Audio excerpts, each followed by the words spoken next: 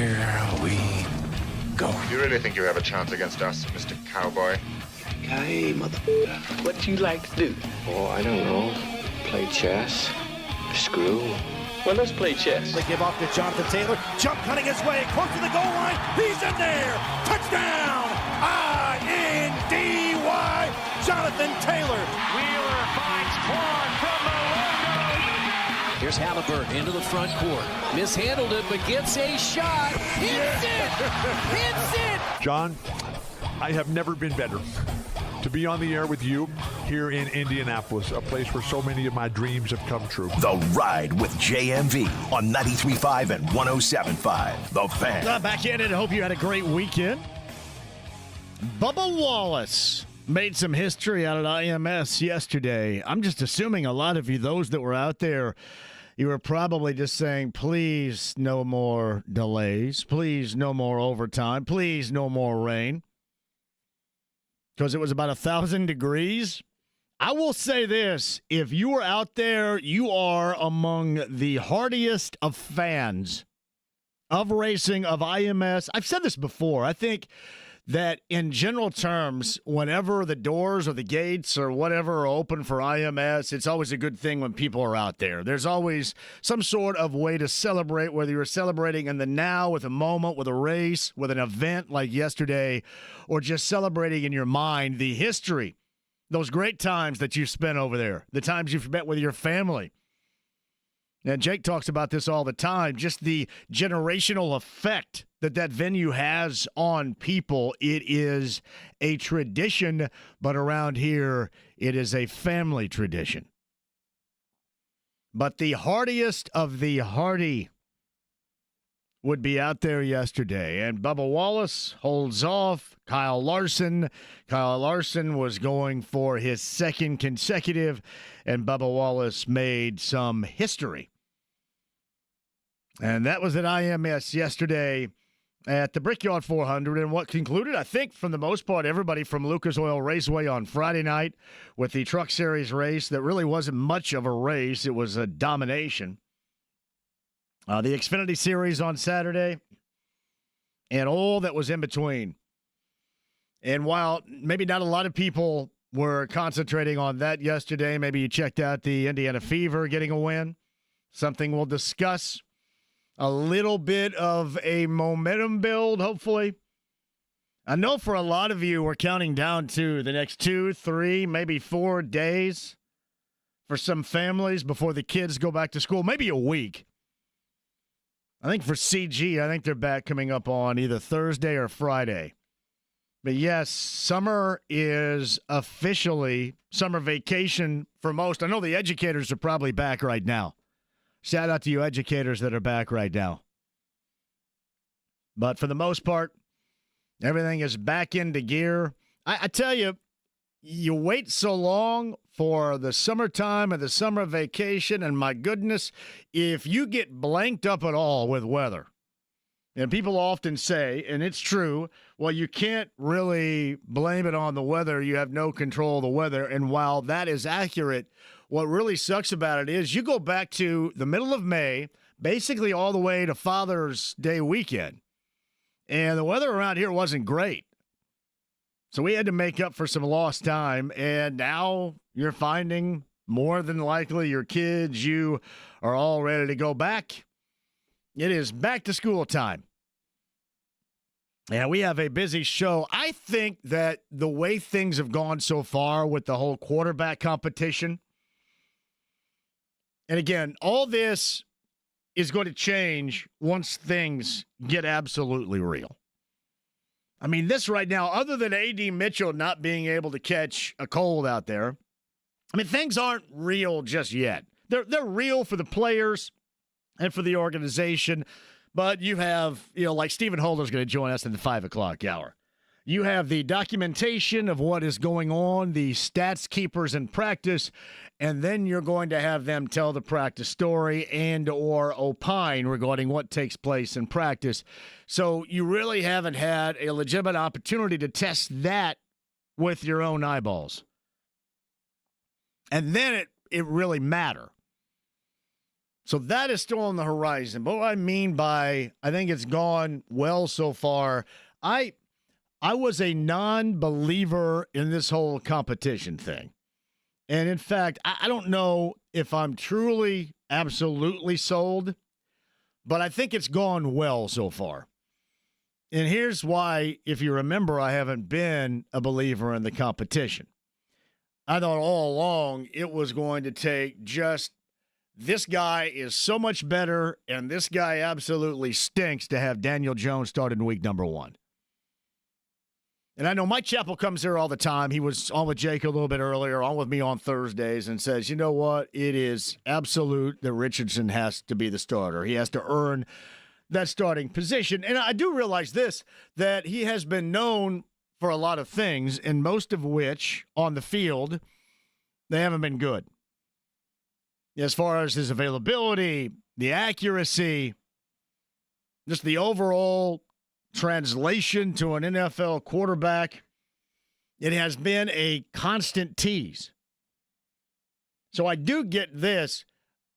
After last year and what took place, in the whole benching and Flacco coming in, a lot of people felt, including some of those out there, that there was some entitlement going on. And it would stand to reason because you go all the way back to his rookie season and he's already thrust into the starting position. So, maybe this squashes some of those theories out there, or I think it's really probably, when you do get down to it, it was accurate. Probably was some, hey, this is my gig, and some entitlement there. So you do, at the very least, test that when you gauge these two and or put them up against one another publicly in a competition. But I always thought, going all the way back to when Chris Ballard talked about this, I always thought that it was a bunch of BS because we all know what really needs to happen. And that's beyond just winning. That's what really needs to happen is some winning. And the lack of mediocrity, kind of what we've seen with the Pacers. That really needs to happen. Because as we mentioned, I had not been around a time and a place in which there was the amount of apathy of, oh, yeah, by the way, the Colts are starting again. That's great. As we started this year in camp.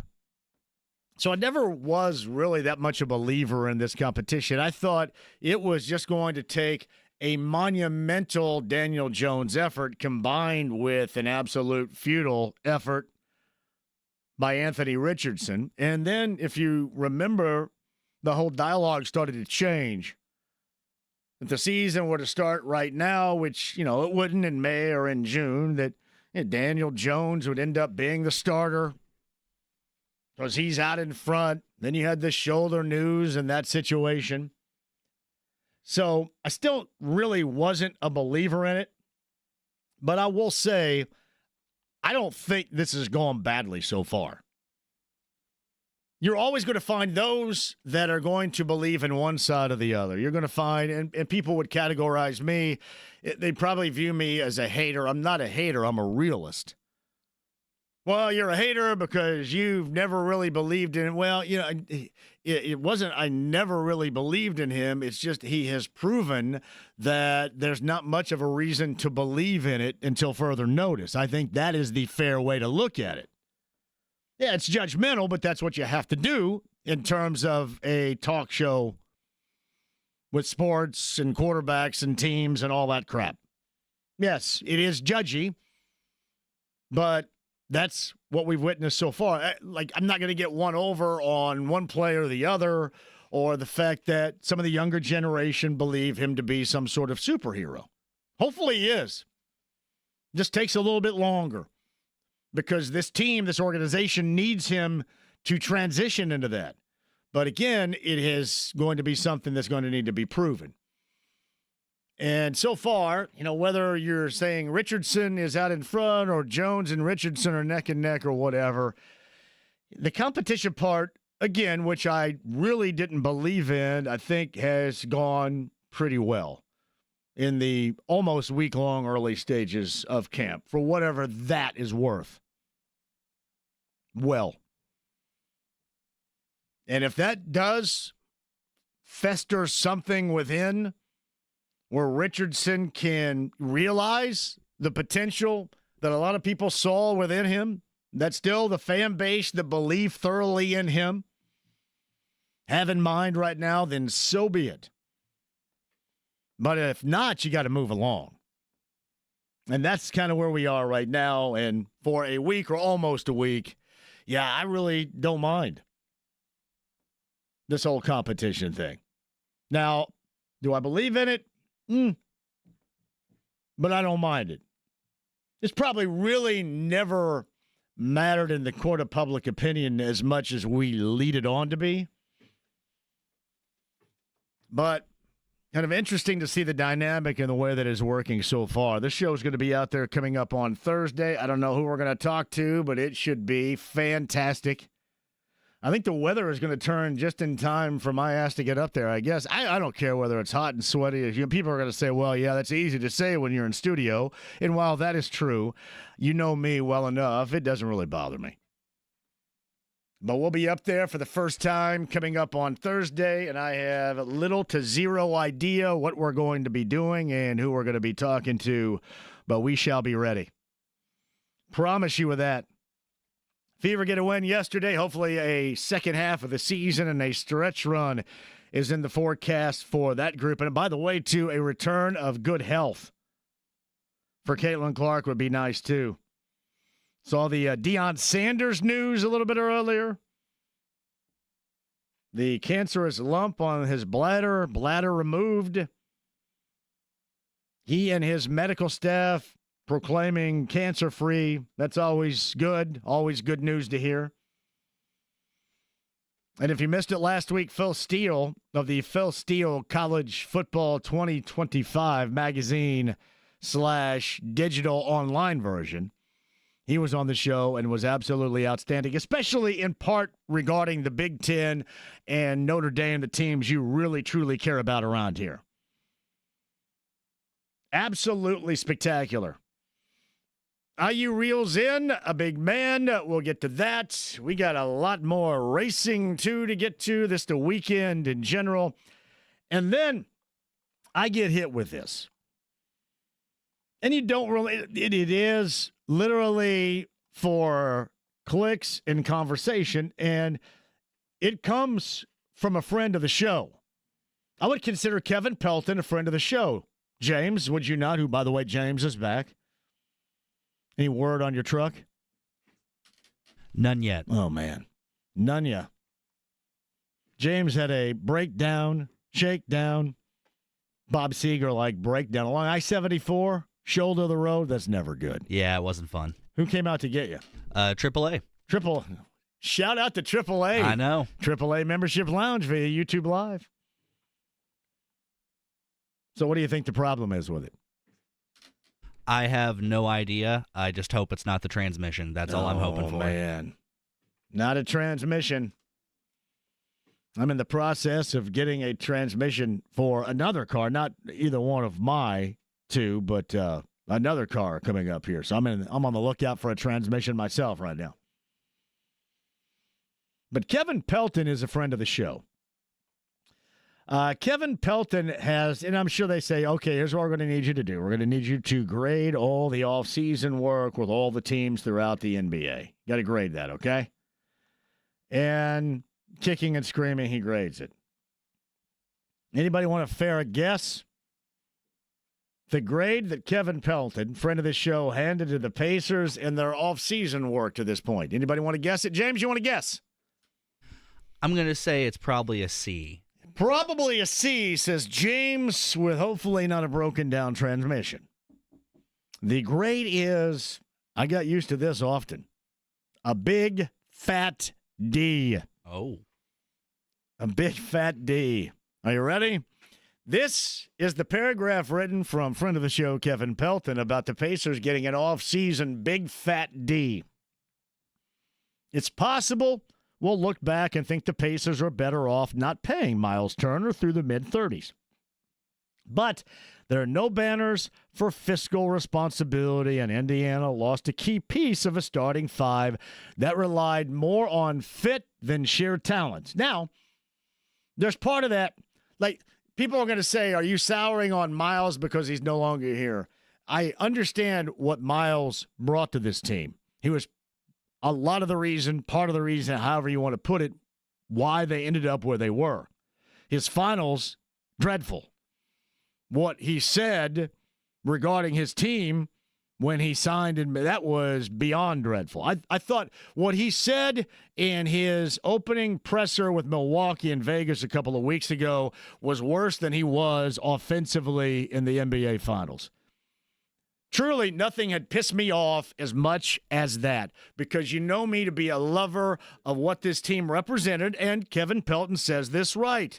They rely more on fit than sheer talent. 100% accurate. But saying you want to go someplace because they care about the talent, you don't have time to be jacking around with this and that, and obviously there's no Tyrese Halliburton, but I just thought you throw your former teammates now under the bus, and they also helped carry your ass in the finals.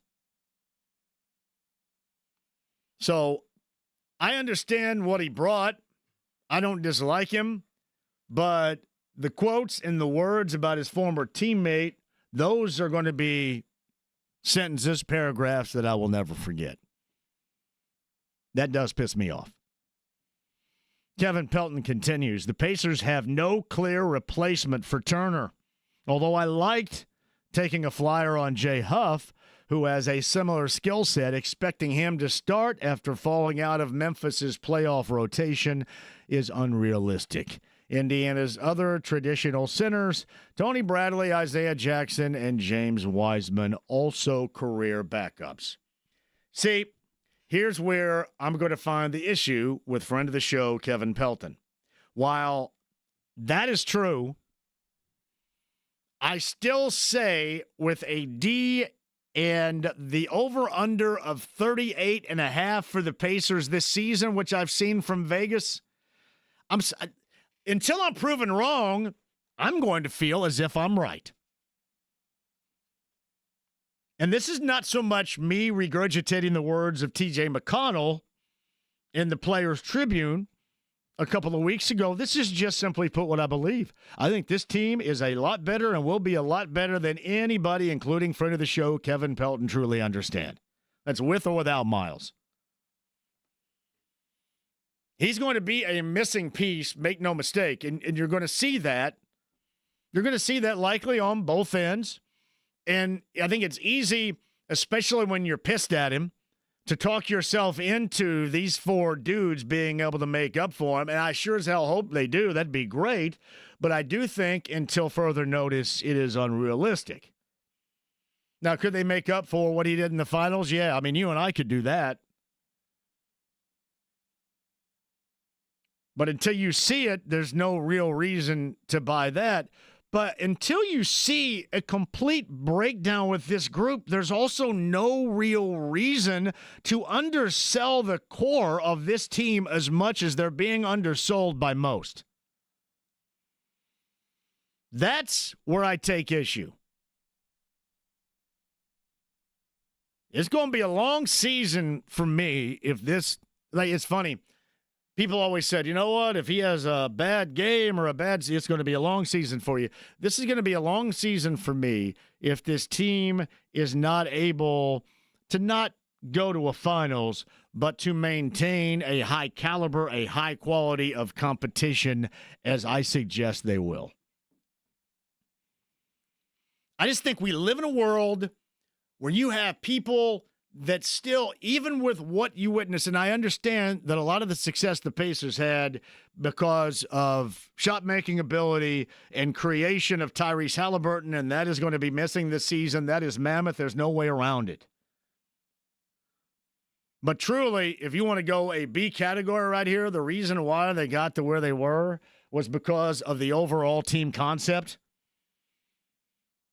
And you're missing a couple from that team concept. Oh, by the way, and depth, which I believe can also step up.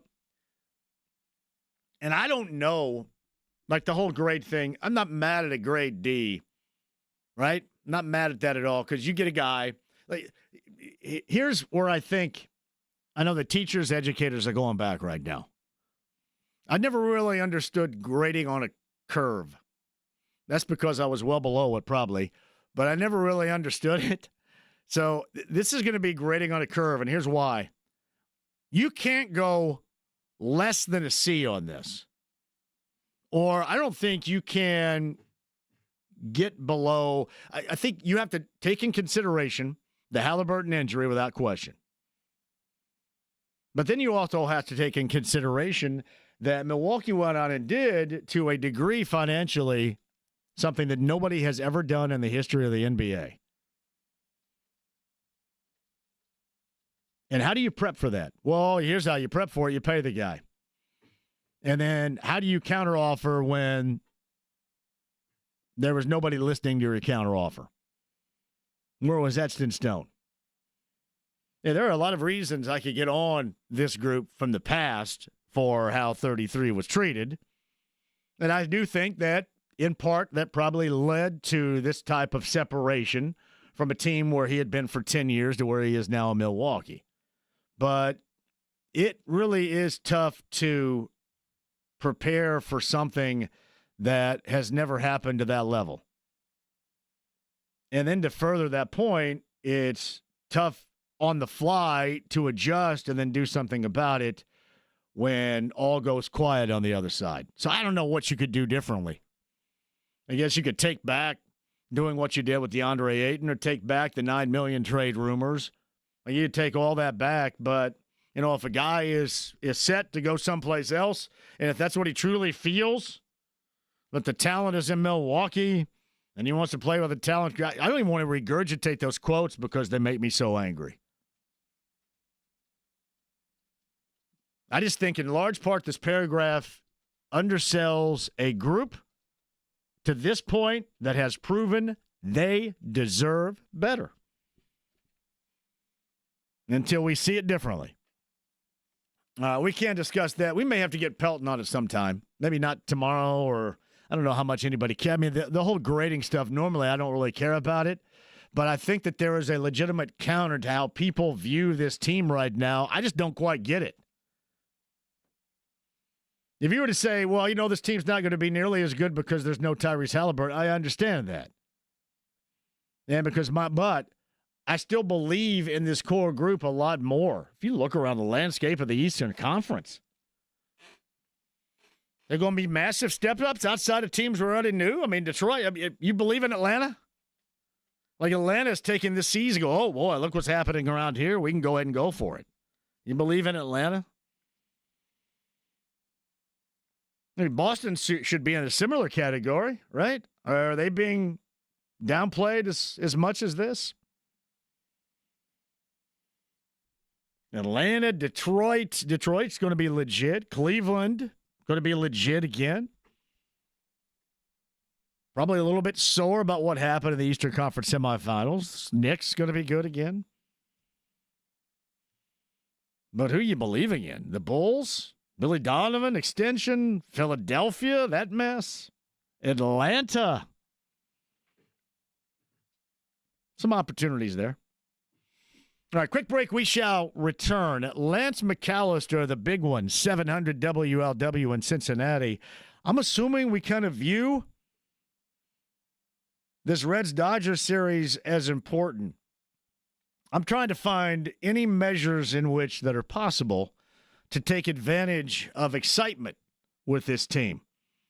Considering the weekend against the Rays, other than a couple of games against the Nationals, their start in the second half of Major League Baseball season, even though I believe they're still 6.5 back of the Brewers and the Cubs. By the way, the whole baseball world will concentrate on that series beginning later on tonight, while maybe the Reds can make a little bit of headway. But it is going to be a difficult assignment. So I don't know if Lance Mallister is going to talk me off the ledge or say, hey, it's okay to be excited about this group because they're proving some things right now. Lance joins us coming up at the top of the hour. Stephen Holder about some of the things we had talked about, whether the quarterback battle or the wide receiver situation, A.D. Mitchell struggles. the defense and everybody being excited about that. And we talked about this going in from Ward to Bynum. The back end of it is what really, it's kind of like me. The back end of it is what excites everybody. Stephen Holder coming up in the 5 o'clock hour. The stream, the app, it's HD Radio. James loves it. The AAA Membership Lounge via YouTube Live. You can find us there as well. Participate. All that fun and more with your sports opinions. We're back after this on 93.5 and 107.5 The Fan.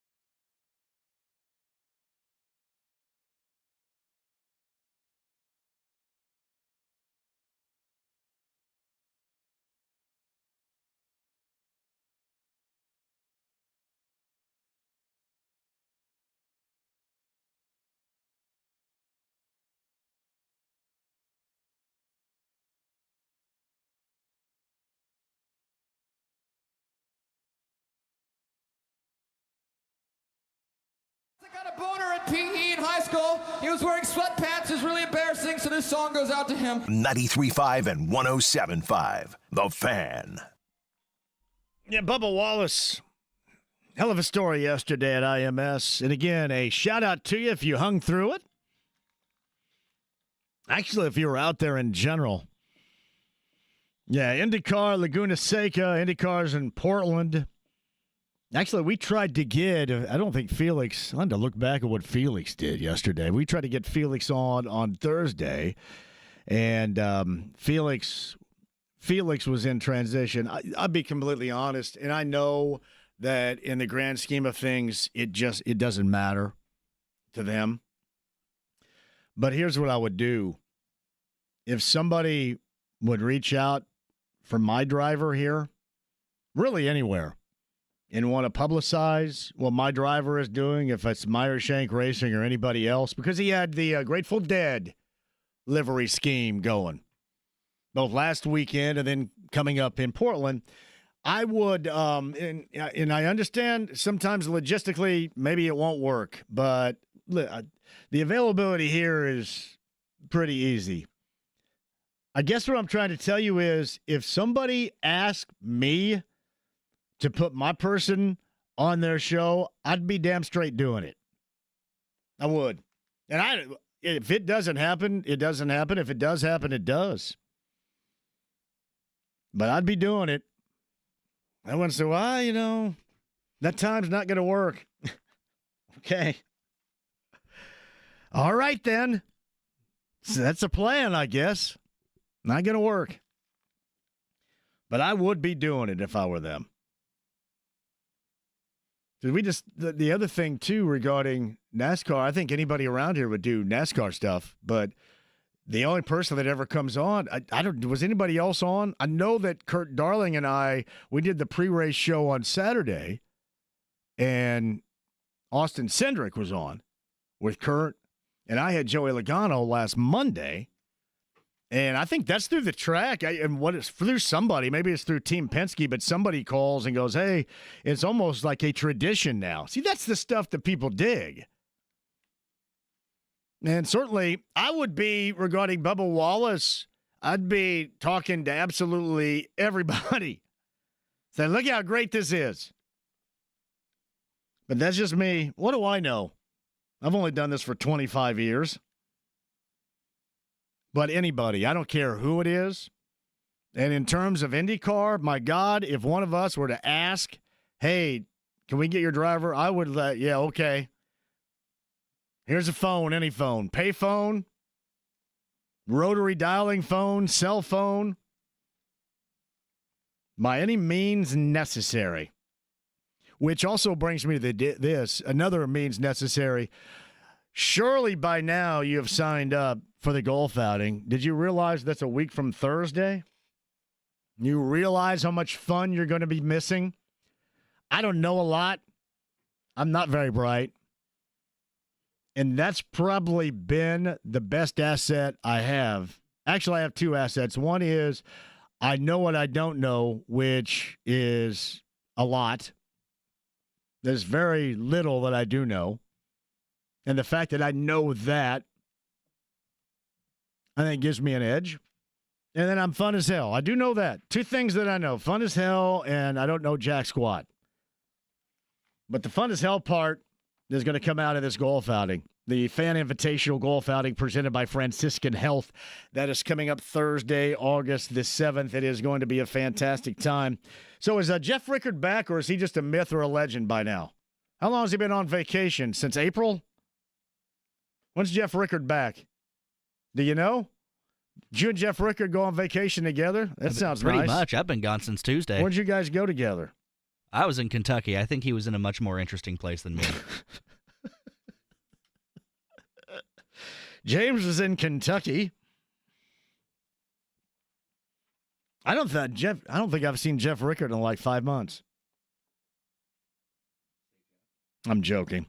2 weeks, I believe, Jeff has been gone. Jeff is going to be back on the morning show coming up tomorrow morning, matter of fact. But he's also going to be a part of this golf outing. Kev's going to be there. I don't think James Boyd, much like our Sunday morning pickup games where he has to go to a fever game, he's got to be fresh for a fever game, and he couldn't play. That's a hell of an excuse. James Boyd is not going to be able to be there because I think James has Colts, Ravens responsibilities. That's understandable. Jake, me, Bowen, Rickard, and everybody else around, hopefully you guys too, get signed up today. It is going to be a worthy adventure. I promise you that. Because I do know how to have fun. 1075thefan.com. If you haven't signed up for that, sign up for that. Stat, as they say. All right, Lance Mallister, top of the hour. I'm at Colts camp finally coming up on Thursday. What's the weather forecast Thursday? Is it going to cool down by then? See if James can give me the AccuWeather Thursday forecast. I don't care either way, but it's all good. I just want to talk to some interesting people up there in that tent. It's saying, according to Microsoft Bing, on Thursday you'll have a high of 76. Oh, man. But some rain. I may have to hang out in my jeans. Jeff is at 239-1070. Jeff is going to get this day started as he should. Hello, Jeff. Hey, JMV. How are you? Jeff, I couldn't be better. Thank you for asking. Go ahead. So took our son and 3 other kids down to Holiday World, stayed at a Hampton Inn in Jasper. Yes. Guess where we went to dinner that The Schnitzelbank, which I have. Oh, my God. Did you see the JMV Memorial stumbling path from the door of that Hampton Inn to the door of the Schnitzelbank right there? Yeah, are your footprints permanently etched? My footprints are permanently etched back in the parking lot. The stumbling back drunk through the parking lot. Memorial JMV walkway right there is what it is. Yes.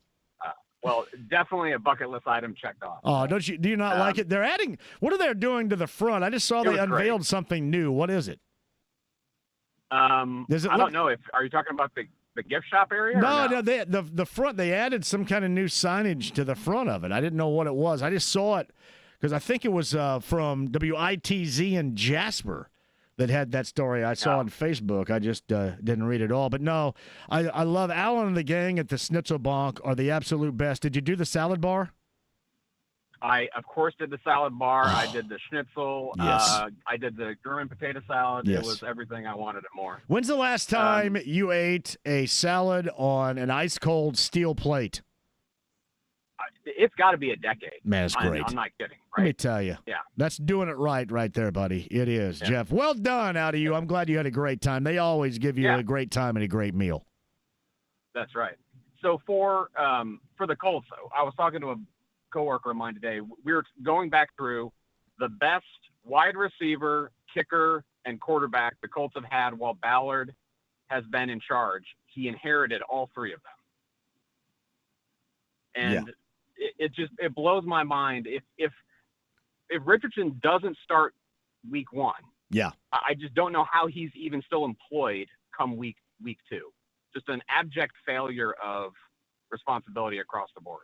And that's one of the reasons why, not that they were going to get rid of him, but one of the reasons I felt initially this whole quarterback competition was just, I guess in part it was because of the history of Daniel Jones, but the other portion of it was, I mean, this is going to be it for him.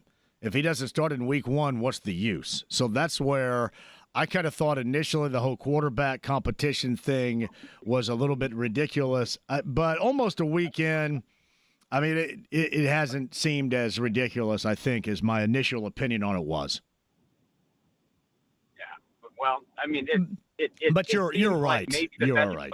You are right. This is the only chance for him to say he's got to save himself and save those that believed in him when they drafted at number 4 overall. I mean, this is it, and if you don't start in week number 1, I mean, hell, he started in week number 1 as a rookie.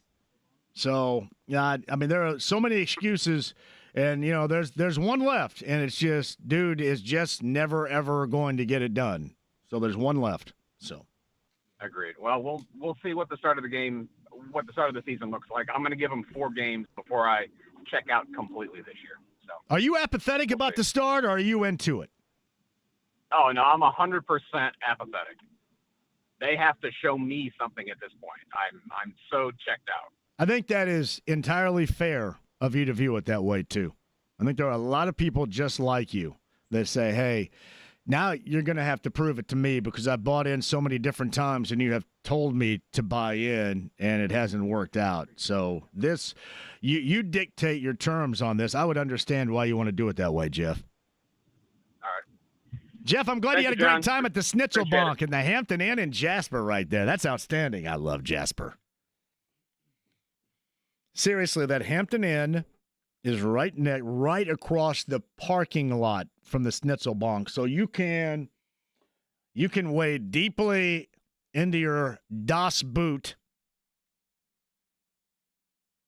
and then bumble right across the parking lot. And seriously, you go from downing your last drop from the Das Boot to head on the pillow.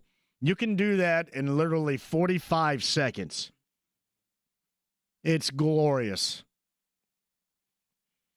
You ever thought you're someplace and go, man, I'm so tired, I could just, or whatever, I could just put my head down right now and be 45 seconds. Last drop of Das Boot to pillow and dunzo from the Schnitzel Bonk to the Hampton Inn. Shout out to Alan. Alan brings me and I'm at a point where I really can't eat it, but he brings me 2 big catering trays every single carb day of goulash. Those big egg noodles in one, and then whatever the beef is, the chopped beef and some kind of wine gravy sauce thing. Whoa. Yeah, that's got like the 255 JMVs going, hey, man, can you let me out of here for a minute? Get me out of this cottage cheese bod for a minute, too. I want to go after that goulash. 255 me's going, hey. Going, knocking on, hey, let me out. Pounding on the door. And now you got to stay in there. Here's your Greek yogurt and your cottage cheese. And steel plates on the salad bar. That is chilled steel plates.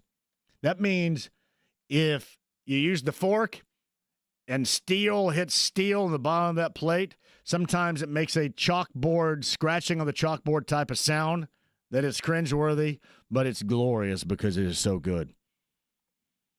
Schnitzel Bonk and Jasper. Quick break, we'll come back. His name is Lance Mallister. Among covering the Reds and the Bengals and a lover of hockey, I'm assuming he loves Kings Island. Think I should ask Lance how many times he's ridden the Beast. Is the Beast still at Kings Island? Yeah, it is. It's still running. How is that wooden roller coaster not completely rotted out by now? I mean, Holiday World's got some pretty old ones, too. Yeah. Have they had to change out all the wood? How many times, I wonder, on the Beast? I'm sure wasn't the world's largest wooden roller coaster or something? I think it was at one point. That must be some solid treated wood. I'm sure the maintenance costs for those type of coasters are not inexpensive. I know. J-Law says, uh-oh. Is this the Tiki Idol episode that you're watching? See, this is why J-Law, I'll tell you what, let me tease this. What J-Law brings up right here, the Tiki Idol episode of the Brady Bunch is built around superstition and bad luck. That is a major reason as to why I was slightly apprehensive about talking to Lance on the show today. And hopefully we all don't pay for it in the end. I'll tell you why next.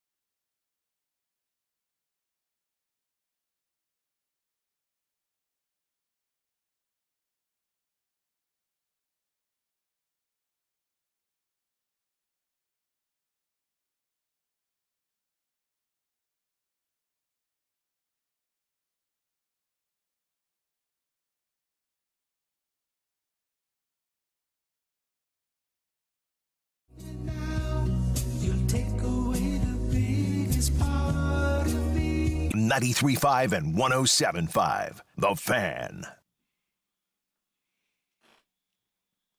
Hey, welcome back. A little pre-show meeting with Hammer and Nigel. We normally do that right before the show. It was documented today. All right, Naked Gun has a remake with Liam Neeson. Does that look good? It looks... I will wait to pass judgment on it until I see it. Happy Gilmore was released over the weekend, and a lot of people were disappointed. What the hell were you guys thinking you were going to see here? Like The Godfather or what? I mean, it's Happy Gilmore 2. What the hell did you expect? Did it not entertain you? Did anybody see it? Did you see it? I have not. I haven't even seen the first one, honestly. All right. Somebody give me their official review of Happy Gilmore 2. It's almost like it's misreading the Pacers right here to me. How disappointing would Happy Gilmore 2 have to be described as disappointing to you? What exactly did you expect? We were going in and felt it would kind of be like Dances with Wolves. Yeah. So if anybody has seen it, give me a little throwback in time, a little former Siskel and Ebert. I just saw and I think I saw the guy that, hell, I don't even know what it is. A couple of the Happy Gilmore accounts on the social media platform X. I think Shooter McGavin was one of them that made light of it.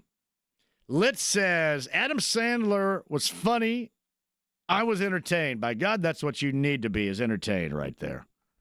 We got an official review right here. John saw Happy Gilmore 2. What are we thinking, John? Hello. Go ahead, John. John, turn down that radio in the background and turn yourself on. Sorry about that. You got it. Hey, JMV, what's up? I want you to turn yourself on. I do that all the time myself. Go ahead. Gotcha. My former name was Monon John. I don't know if you remember. I used to call in quite a bit. Well, you got to start going with Monon John. That's better than John. Happy Gilmore. Much what you would expect. It was funny in parts, stupid in others. Yes.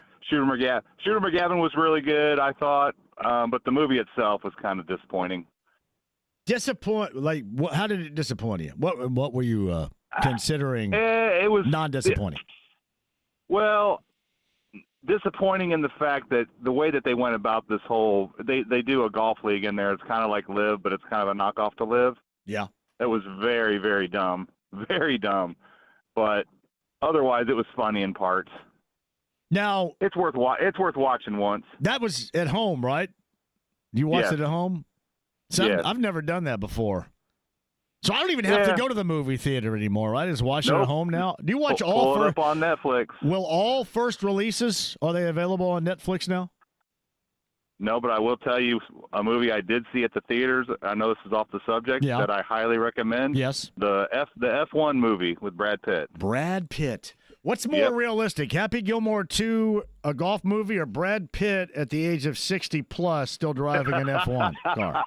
I would say the F1 movie is probably more realistic, but it was very entertaining. Awesome, man. John, Kevin Pelton graded the Pacers offseason as a D. What grade would you hand Happy Gilmore 2? No. D. All right. D. Well, I give the Pacers a B.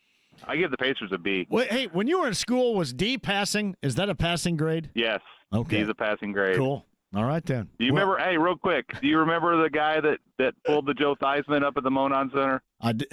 We were up there that day. Were you with me, Monon John, that day? Yes, I was there. I was there. I brought it up to Drew court over. I brought it up to Drew Storn, who was in studio, because he tore up his knee playing in the Monon a couple of months ago. True story. Yeah, I heard that phone call too last week. Yeah, so we were together, and that guy broke his stick in half there. That was awful. Yeah, his bone was sticking out. Yes. Yeah, it was.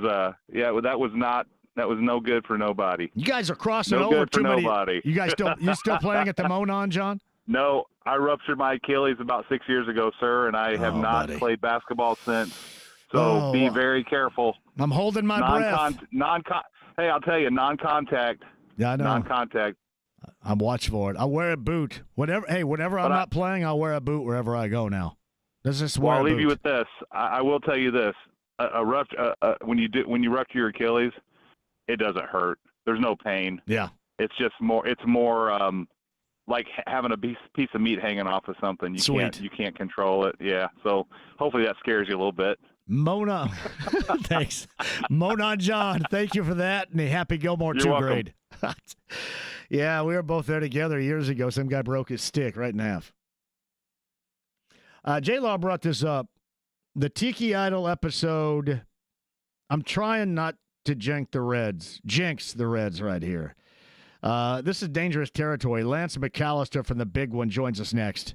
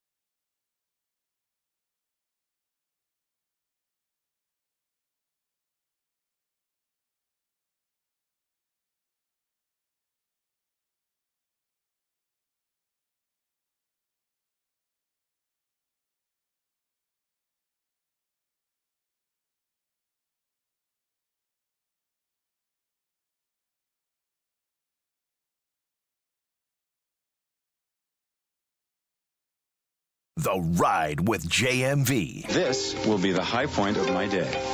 It's all downhill from here. 93.5 and 107.5. The Fan. James over there. My name is John. Thank you for joining us. A week from Saturday, the All Request Saturday Night JMV Takeover is going to be live at the Tap Room at the Indiana State Fair. They are letting us cut loose in there. I heard from DJ Skids a little bit earlier. His mini mixes will be performed while we're there. And I have had a thumbs up from the awesome Laura Steele, who's going to do some segments with us out there, too. The JMV Takeover, that is a week from Saturday. Live at the Tap Room at the Indiana State Fair. Stephen Holder from Colts Camp is going to join us coming up at the top of the 5 o'clock hour. Meantime, on the Andy Moore Automotive Group hotline right now from 700 WLW and all the coverage in the Queen City that is necessary. Lance Mallister joins us. And Lance, I can tell you this as we start.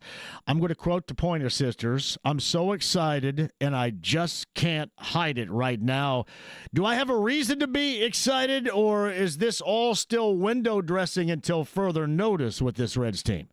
No, you've got reason. And look, when you do what I do, there are moments during this season when they drop 4 under 500 where you start looking at the calendar and thinking, all right, your job is to talk after the Reds game for 2.5 hours, wrapping up games with a season heading in the wrong direction. Yep. This team is they're playing good baseball. I said yesterday, something's I don't want to get – I'm not a hitting coach, but something has clicked with this team. They are getting much tougher at bats. They're extending at bats. They're going the other way. They're hitting behind runners. They're Ellie hasn't homered in incredibly 26 games, but he's hitting over 300 during that stretch. And there's so many times he's hitting the ball up the middle now and getting hits, and a hit a lot of times with him can turn into a double. With the steal, it's a lot of that, which to me is simply a buy-in of we all don't have to try to hit home runs. We can all be part of moving the line, and they've been moving the line. Watching Ellie mature as a player, very young, incredibly stratospherically talented player, how's that been for you? Is there a comparison you could make from your history in Cincinnati? It is, to me, and he gets tagged here a lot with he makes too many errors, they should move him to center, or he strikes out too much, he's got to start making contact. And I keep telling people, I say, show me another 23-year-old who in his third year in the majors has seen his batting average go up every year, his on-base every year, his slugging every year, his OPS plus, his walk rate is up every year, his strikeout rate is down every year. It's a complete across-the-board sweep of improvement, and he's played a grand total of 364 major league games. He's just scratching the surface. Yeah, I don't know if I've been as excited about a player since Eric Davis. And I've been that way with Ellie the entire time. I always go back to a conversation I had with Eric at Reds Fest a couple of years ago, and I asked him about the pressure, what he would say to Ellie about the pressure he was facing. I said, because, Eric, you were compared to Willie Mays when you were coming up. And he said, well, I would tell Ellie and anybody else there is no comparison because there's nobody in baseball who can do what Ellie can do. And he meant from a body type standpoint, his height, his weight, his speed, his arm, his glove, his bat. He says all of that right now. He says, I'm not saying he's going to reach all that, but there's nobody you could put side by side and say, this guy does everything that Ellie does right now. And I just remember everybody just kind of pausing and thinking, wait, did Eric Davis just say that about Ellie De La Cruz? And we're seeing it develop before our very eyes. He's got a long way to go. He's not a finished product. He still goes through his funks. He still, takes too many times where it's a tap of the glove on a fielder and he sails it over the first baseman's head. But again, he's 23 years old and he's doing this. It's incredible. Lance Mallister of the Big One, Reds coverage, Bengals coverage, all you need to know in Cincinnati, including Kings Island coverage, I'm sure. He's on the Andy Moore Automotive Group hotline. So where's the proof going to be for Nick and company to pull the trigger on something to help this team out trade deadline wise? It's a great question because I've said it's the credibility point for this franchise. They 2 years ago, I'm a big believer in the old adage, whoever said it first, that when it comes to baseball and pennant races and contending in the wild card, you don't choose the year you contend, the baseball gods choose you. And 2 years ago, this team came out of nowhere. They had won 62 the year before, and they eventually won 82 2 years ago.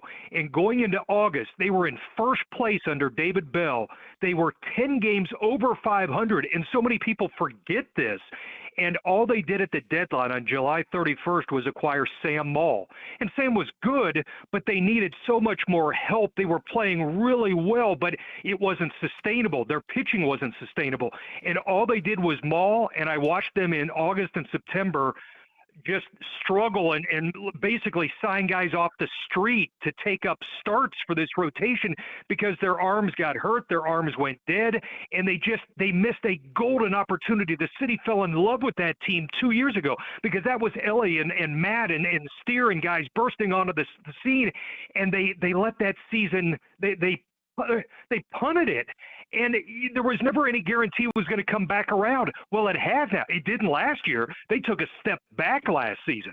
But it's come around this year, and they're in it, and they're a game out, and they need help. They're fun. They're good. They're not good enough. Give me or us an example of the type of help that they need right now. Well, you could put together a lengthy list, and the list, when you do that, it makes it seem like they're worse than they are. Like, I could give you a list, and you'd say, well, that sounds like a team that might struggle to win 70. But they, in theory, they need a bat. This organization for 2 years has chased the elusive, air quotes, the bat, a presence in the order behind Ellie De La Cruz. And that could be Eugenio Suarez coming back and playing third base, and maybe they move Marte to the outfield full time. Maybe that's Stephen Kwan, who's just a bat who makes contact a lot, who's dropped into that order and gets on base. You could make the argument, I'd stand by this, they need at least another bullpen arm. They have 4 guys on pace to throw career high in appearances, and I just have a fear that their tanks are going to go dry, and the tank is going to be pinning empty come the middle of August or end of August. And their starting pitching situation right now, they've got Chase Burns, who is pitching under an innings limit that is probably somewhere in the neighborhood of 40, maybe 40 innings away. They don't want to shut him down, so that may mean they back him off and maybe move him into the bullpen. Hunter Green is going to throw a rehab start tomorrow night. I don't know. I'm not going to count on him when he's coming back because I just don't know. So you could make a case, and I guess it plays to Nick's advantage of needing an upgrade in 3 or 4 different departments or areas of this team. So you really can't go wrong. You got to get at least one of those, though. Yeah, Nick, ownership, you think everybody's going to be motivated to do something? I think they have to. I think the organization, the player, it's been very interesting, whether it's Emilio Pagan on the postgame on the TV side 10 days or so ago, TJ Friedel over the weekend, they have been very vocal publicly saying something along the lines of, we want to force the front office's hand to get us some help. In so many words. Now, at the same time, you could argue, well, that means some of your teammates may be traded and you guys all like each other. Why are you publicly campaigning? But I think the bigger point is they know there's something brewing here, but they're realistic enough when they wake up and look in the mirror to think, we got to get some help. And if we do, with this rotation of Abbott and Lodolo and Singer and maybe get Hunter Green back, I don't want to say teams would be scared to play him in a short playoff series, but I wouldn't be lining up to face Andrew Abbott, Nick Lodolo, and maybe Hunter Green 1, 2, 3 in a series. Let's go ahead and give credit, too, by the way. You brought up David Bell, and all of a sudden now the Blue Jays have the best record in baseball. So there's some positive influence with David Bell, organizationally speaking, right? I said all along this organization's issue wasn't David Bell. It was they needed more talent. And that's not to diminish what Terry Francona is doing. I love what Terry Francona is doing. The team obviously loves playing for him. But I always thought when people centered on the manager, they were getting lost in the shuffle of the much bigger picture that was letting ownership in the front office off the hook. And I don't like doing that, and I'm not going to do that. They're trying to walk a very delicate line of threading the needle because they've assembled a lot of prospects. They tore this system down. They built it up at the trade deadline of 2022 and brought in a lot of prospects. But man, there's a lot of prospects who never develop into major league talent. And there were a couple of years ago, everybody thought guys like Jeter Downs and Taylor Trammell were going to be like key pieces in the organization. They traded them into the Dodgers, and they're not even, well, Taylor is, but they're not doing anything in Major League Baseball. So you can't keep all your prospects. All prospects aren't meant to be kept. Some are meant to be used as trade chips to help you get something proven for the now. He is Lance Mallister with us, and I'm assuming this is probably going to arouse the Cubs fans and those 5 or 6 Brewers fans out there. I don't know how the Cardinal fans are going to feel about it being 9 back right now, but they're the Cardinals. Who knows what happens? Is the Central, to this point of the season in the National League, the best division in baseball? Man, it sure looks like it. I mean, the way they're playing and the way the Braves went on the run, the Cubs went on the early run, and they've obviously come back to the pack a little bit. But if you look at the Cubs at a .590 winning percentage and the Brewers tied at a .590 winning percentage, those are two, and they're killing it at home. Those are 2 heavyweights. Now, I still look at the Cubs and I say, man, pitching-wise, how? And can they? And I look at the Brewers' offense and I say, I really love Pat Murphy. I covered Pat Murphy. He was a manager at Notre Dame, the coach at Notre Dame when I was in TV in South Bend that long ago, and I love him. But you talk about a sum-of-your-parts type of team. You look at their lineup and say, that ain't exactly Murderer's Row or the Big Red Machine. How do they do it? They're like gnats. They just get on base. They just get on base and they run and they catch it and they throw it and you look up and they win games. And there's nothing really dazzling from one night to the next. All right, Lance, the Dodgers would seem to be, in the end of July here, a big series against an incredibly quality team, as we know. What are we thinking? Well, I mean, the Dodgers have clearly been banged up all season long, and we know they've still been able to win 61 games. We're going to get Ohtani on Wednesday, but he'll only go 4. The Reds are at home, and they're playing their best baseball of the year, and they're protecting home field. They haven't been very good at home in recent years. One of their biggest problems have been they don't play well at home, they don't play well in the division, and they don't get off to good starts. Well, now they started playing well at home. They're not really playing well in the division, but outside of it and in the American League, they've been able to find ways. And the Dodgers, I don't want to say they're ripe for the picking, but we know the stretch they've been in over the last couple of weeks. They're in a position where they're more beatable than they usually are. So you got to take 2 out of 3 at least. It'd be great to see. I'd be excited. See, I'm a little bit apprehensive about bringing you on because I'm afraid I'm going to jinx it. And I'm assuming I'm not the only Reds fan out there that feels the same way about that, Lance. Well, you talk about a city that will be on edge. Alexis Diaz has pitched for the Dodgers twice in the last week. If Alexis Diaz takes the mound any of the next 3 nights in this city, and it can go one of 2 ways, he will strike out the side, and every call in my postgame will be, I told you they should never give it up on Diaz. Or he will come in and walk the first 3 guys, and this city will just be in heaven laughing at the fact he's no longer doing it for this city and loving it. All right. Is it a similar fan base in heaven with the Bengals at the start of camp? I know the Bengals I think the Eagles, right, in their preseason opener in a handful of days away. How are things going with the football team over there so far? They're healthy, so that's good. They ended the contract holdout squabble with their first rounder, so that's good. Trey Hendrickson remains on the outside looking in. They're squabbling over guaranteed money, and that's not good.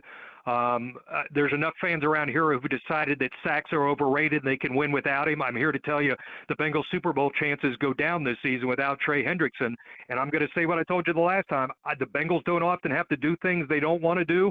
I want that to be the case this time. I want them to have to pay Trey Hendrickson because they realize they can't risk another season in the Joe Burrow window and miss the playoffs for what would be the 3rd straight season. Is Hendrickson 100% in the right on this angle he's taken with the Bengals here? I understand he got an extension, and I understand there's still a year left on his extension.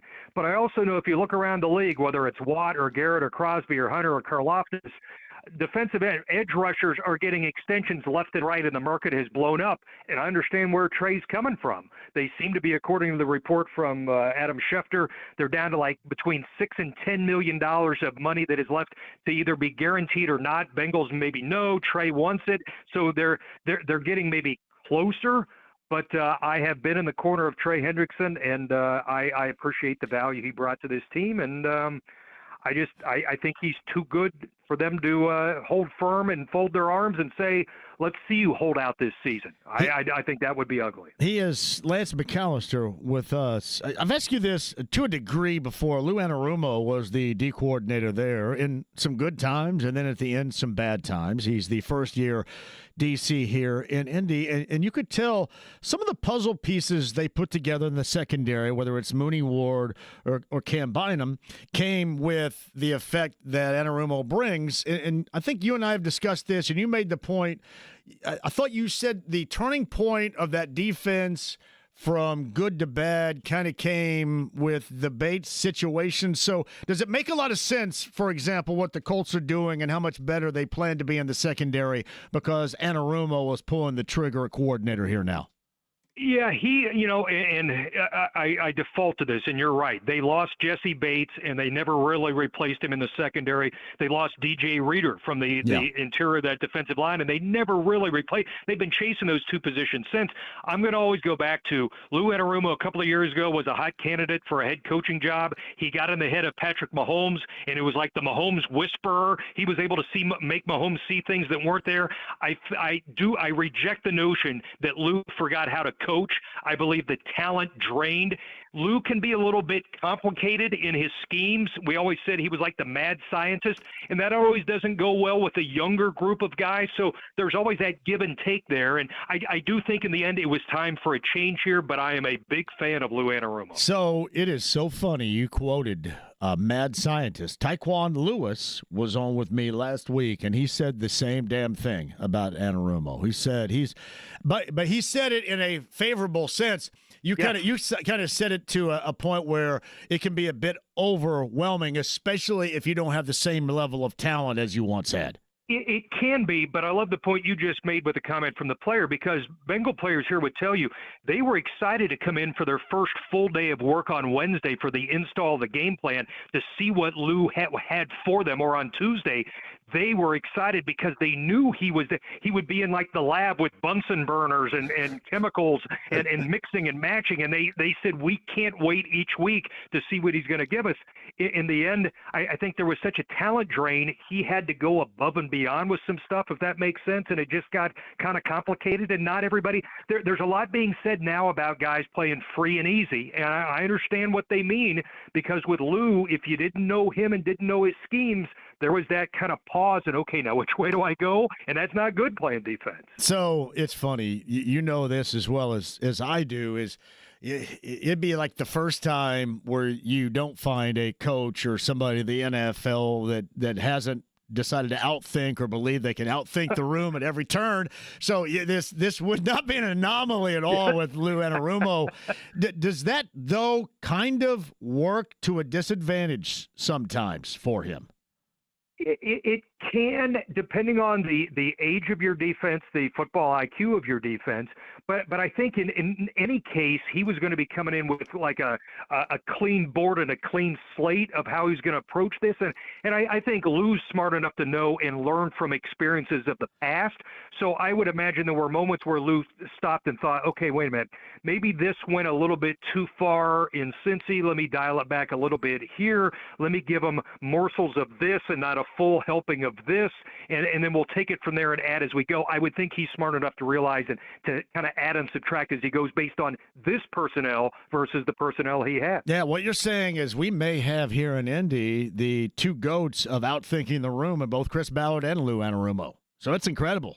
There's no more thinking in the room going on when those two are in it. I'm a big fan. In Lou, I always said here, in Lou I trust. So. Yeah. No, he seemed like a very soft-spoken, good. Now, it was our initial conversation, so what the hell do I know, right? But I didn't want to play off of what you had to say, because there's the good and the bad. Yeah. When it was the best of times, shout out to Sticks, it was the best of times. You talk about, we see Kansas City on the Colts schedule coming up in week number 12. He is kind of the Mahomes defensive whisperer. I didn't know too much about that. Can you elaborate a little bit, please? Well, let's remember, the year they went to the Super Bowl, they won in Kansas City. I've lost track now. They won in Kansas City 2 or 3 times in a row. They beat him in the AFC Championship game to go to the Super Bowl.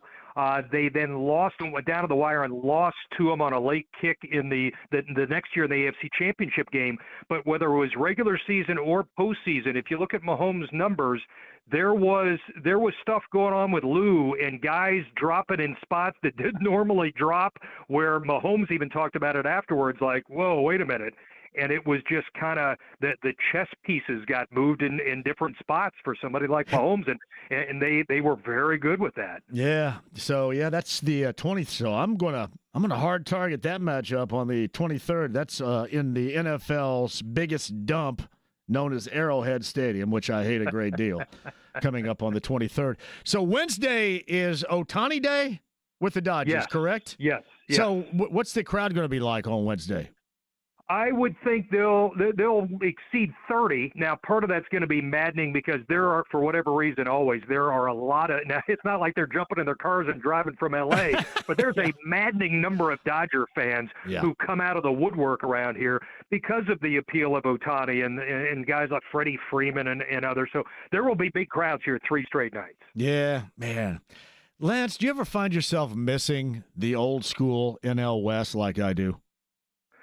It's funny you say that because every night I have a segment on the Extra Innings postgame show, and it's sponsored, and it's called Tracking the Machine, and it's in honor of the 50th anniversary of the Big Red Machine. Man. And I look at the box score from 50 years ago each night and look at and I just give some notes from the box score, and so many things just pop. Those rivalries that people now think, wait a minute, Reds and Astros were in the same division, the Reds and the Braves, the Reds and the Dodgers, and the Padres and Giants, and it was just, oh man, you'd get a Friday night in this city in the 70s with the Dodgers in town. There'd be 55,000 on Friday night, 55 on Saturday, and 55 on Sunday. Yeah, and then somebody hit a ground ball at Fulton County Stadium. It'd skip off an infield rock and hit Andres Thomas in the face.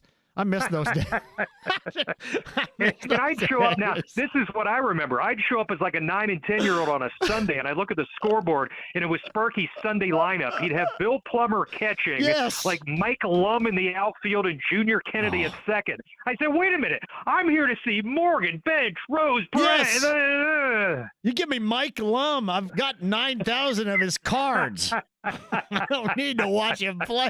And he looks like that old Mike Lum Topps card, I think from maybe 77 or 78. I think that's when it was, but he's swinging the bat, and it's his backswing, and he looks like he's never decided to swing a bat in his entire life. That picture, it is incredible. Hey, quick, 2 other quick points that jump out every night. How few strikeouts there are. The other night, the Reds had a game where they had 50 plate appearances, and they had 1 strikeout. And then it also amazes me, as much as Sparky was Captain Hook, he'd use relievers like 2 and 3 innings at a time. There was an 11-inning game the other night. His starter went 7. He had 1 reliever go 3 and the other go 2 in a 12-inning game. I think, oh, my God, the times have changed. Oh, Sparky Anderson is going to go down in history as one of the greatest of all time just for being on WKRP in Cincinnati, by the way. It's a fantastic episode. No doubt. Hey, final quick thing, 75, 76, or 90, your favorite all-time Reds team? It's probably 75 because that was the first as a kid. I was 9, so that was my first championship. And I remember begging my parents to stay up late for Game 7 or Game 6 as it went so late into the night and saying, I can't possibly go to bed right now. And it was just, a classic World Series. So it would be that team. When's the last time you rode the Beast at Kings Island? Well, I've got a pacemaker, so I'm not allowed to ride. That's my excuse, and I'm sticking by it. I'm not supposed to ride roller coasters anymore. Doyle, stay off the roller coaster then, all right? 'Cause we want you around. We do. All right. Well, hey, hopefully this conversation didn't jinx it, but it has been fun, especially lately, watching this team. Always a pleasure speaking with you. We'll do it again before the start of the football season, too, I promise. Sounds like a plan. Can't wait. Thanks. Lance Mallister of the big one in Cincinnati. He covers the Reds All the Cincinnati sports, Kings Island, Jungle Gyms, all of it. WKRP in Cincinnati. What a great show that was, by the way. Yeah, JR says, I get to see Ohtani pitch Wednesday. Quick break, we'll come back. All right, anybody out there think I just jinxed the Reds with that conversation? But there's more than a handful that would believe that. You and I, other side, Stephen Holder, Colts Camp, top of the hour. My advice, don't go anywhere. 93.5, 107.5, The Fan.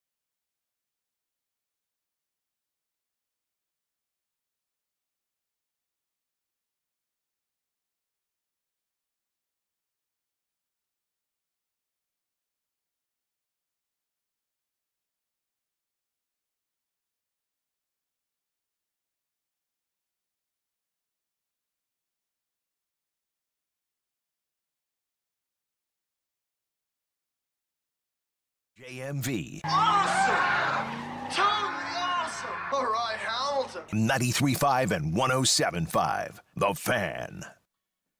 Let us congratulate Tyrese Halliburton of the Pacers. And this is what I'm going by because it's online right now. And Jay Jones on their engagement. There was I guess this comes from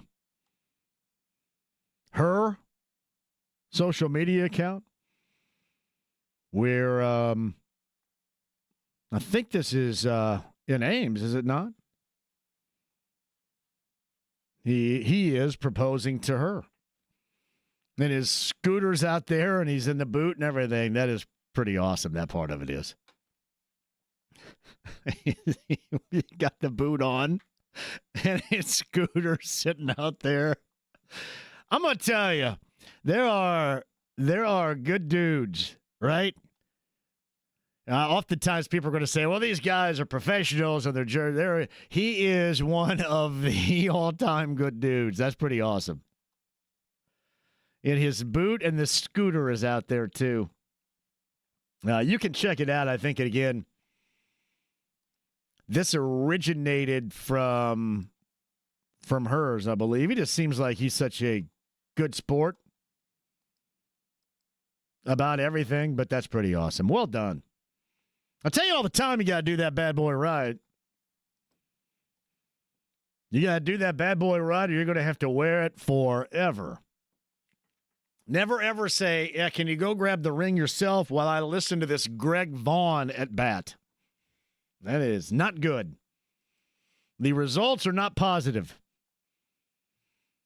Lance Mallister, a little bit earlier, the podcast at 1075thefan.com. He mentioned Ohtani gets the ball coming up on Wednesday, a series to begin the week with the Dodgers. Meantime, most of the eyeballs are going to be on, and I would agree with the National League Central being the best division in baseball so far. Cubs and Brewers, 62 and 43 apiece, start a series, which should be wildly entertaining, too. That's in Milwaukee, 7:40 later on tonight. Dodgers and Reds in Cincinnati tonight at 7:10. Cardinals and Marlins, if you're keeping track, 7:45 tonight. That is in St. Louis. And the Cubs just ended that series. By the way, best record in baseball, Toronto Blue Jays. 63 and 43. Are they stirring the echoes of the days of George Bell and Jesse Barfield? Or even the days after that with Roberto Alomar? Give me Ernie Witt at catcher for 500. Some good stuff. No, but I mentioned the Cubs and the White Sox had the cross-towner over the weekend, too. Which I think most of the time it was a blowout in the initial one by the White Sox, but most of the time it's been fairly enjoyable. Colson Montgomery, the pride of Southridge High School, Southern Indiana, DuBois County, 258 hitter right now with the White Sox. Check out his home run total. 4 home runs on the season. Check that, 3 home runs on the season. And 258 for the rookie from DuBois County right there. 239-1070 is that number. Stephen Holder coming up at the top of the hour. The quarterback battle in less than a week. And other notes of interest, too. I love the Lance Mallister conversation about Lou Anarumo. He has great depth and perspective with the good times, the really good times in Cincinnati for the now Colts defensive coordinator, and the not-so-good times where a lot of people felt that maybe he was deserving of being let go. Others felt that maybe he was scapegoated when he was cut loose. And now you're number one for the Colts. And again, that focus that they have in the secondary, and there has been a lot of talk and a lot of positivity about that secondary so far. Positivity about the quarterback battle, positivity about the secondary, and not so much regarding being able to catch the football. Seems like there are a lot of people that cover this on a play-in and play-out basis up at Grand Park in Westfield, and there's a lot of reference to drops. And not just A.D. Mitchell drops, but guys that shouldn't – really, none of these dudes should be dropped. Your wide receiver, you don't drop it. Lots of drops so far. That part's not good. What is Kenny at 239-1070 who joins us now. Hello, Kenny. How are you? I'm doing dandy, Johnny. Hey, you going to be there Thursday night for that big Colts practice? Thursday night. I will be there Thursday night for that big Colts practice. We'll have to rub shoulders and talk a little smack, brother. I'll be down there, too. I think we will. Do they sell beer up there? Yes, they do. Uh-oh. Sounds like you're buying, Kenny. No, I don't. I actually don't drink. I'll drink a couple. I do. What the hell? Come on, man. Well, yeah, I'll buy you one, John. Okay. I got One of us does, Kenny. Nah, man. I'll be sure to see you up there, Kenny, coming up on Thursday. So yes, I will be there. Right on, bud. What else you got, Kenny? You too, buddy. Thank you very much. That's all I got, bud. Thank you. And we'll be up there coming up on Thursday.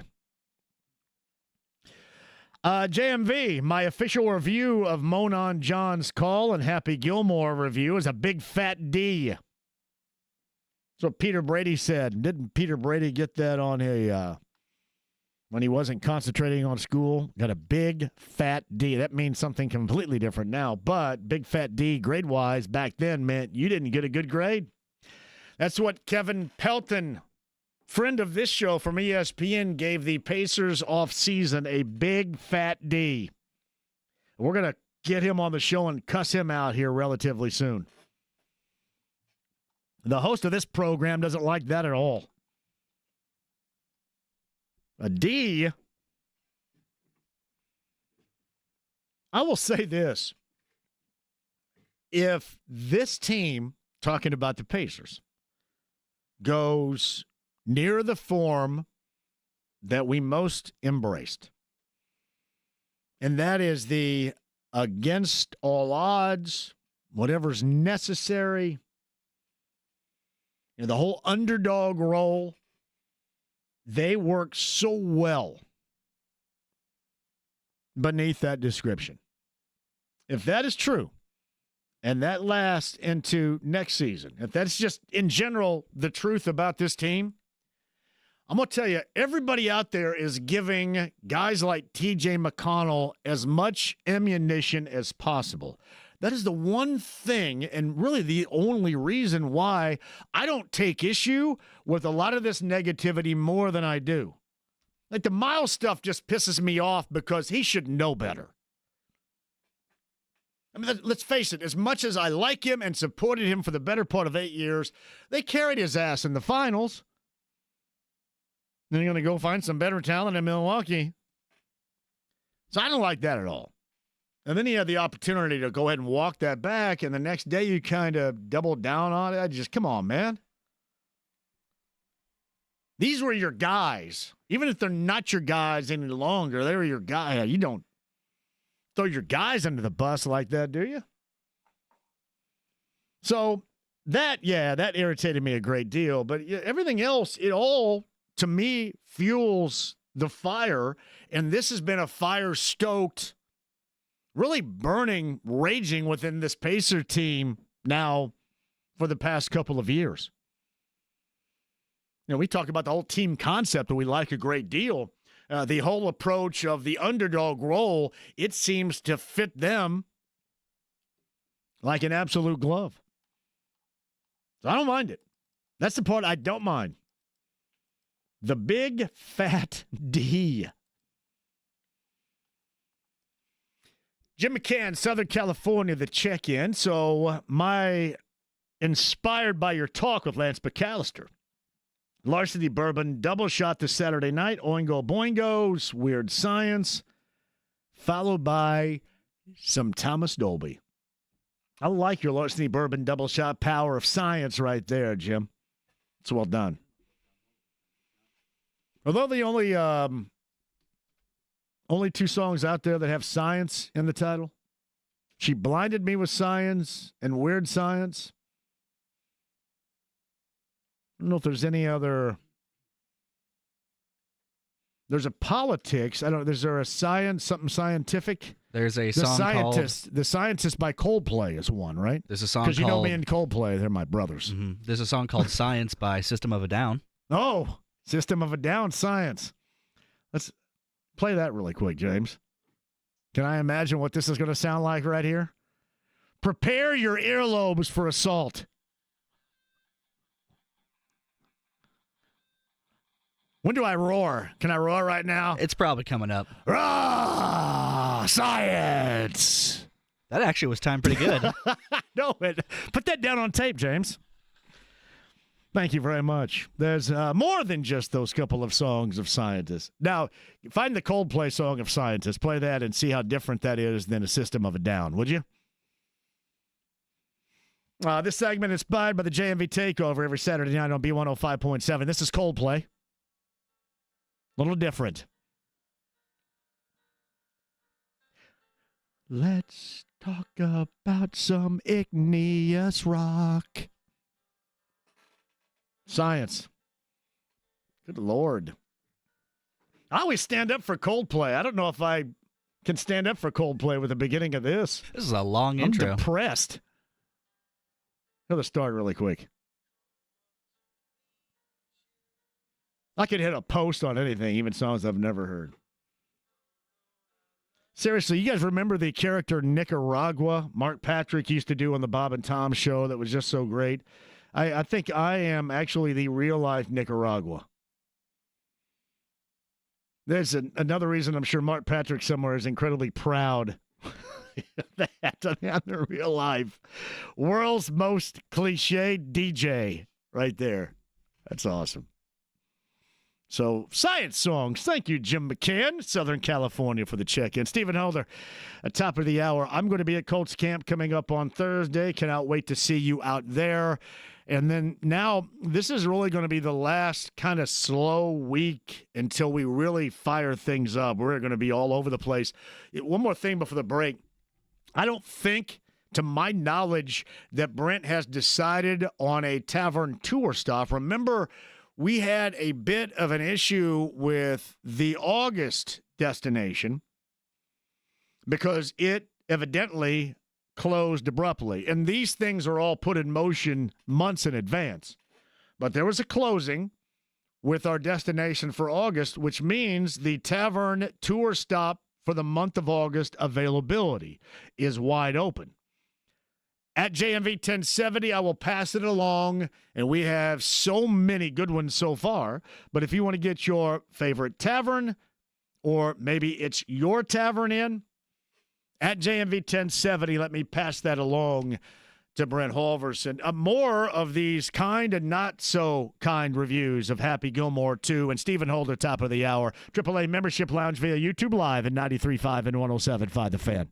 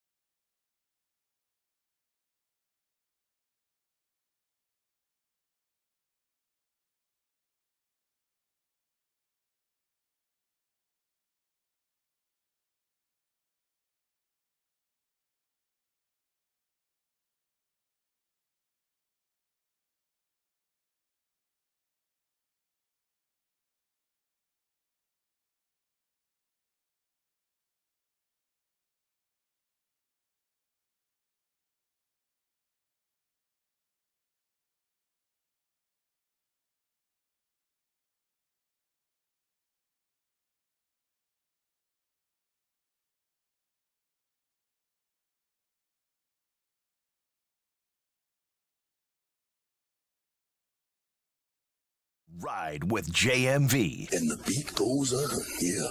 And the beat goes on. 93.5 and 107.5. The Fan. You giving me Paul's Boutique right here? This doesn't cuss, does it, or anything like that? It may. Oh, yeah, you're playing it right from Spotify, aren't you? You didn't go, oh, yeah, well, this is risky right here. Sounds of Science. I could not remember. I forgot, and thank you, Tom Lewis, for coming up with Paul's Boutique here, and the Sounds of Silence from Sounds of Science from the Beastie Boys right there. Re-entry song from James. James, thank you very much. I couldn't remember how this went logically because I couldn't remember it from Paul's Boutique. But Tom Lewis, exceptional with that Science song right there. I love that album, too. Where's my head? MTS Wood, one of my favorite is Applied Science by 311. You guys are coming up with a lot of them right here, aren't you? And well done.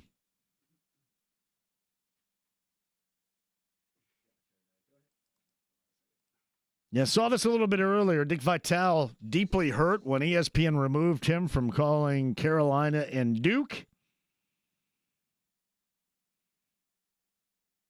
Lance Mallister, if you missed that a little bit earlier, we talked about the Reds starting a series with the Dodgers later on tonight. The Reds, as of late, the tremendous, to this point, National League Central, especially at the top of the Cubs and the Brewers starting a series of their own in Milwaukee coming up later on tonight.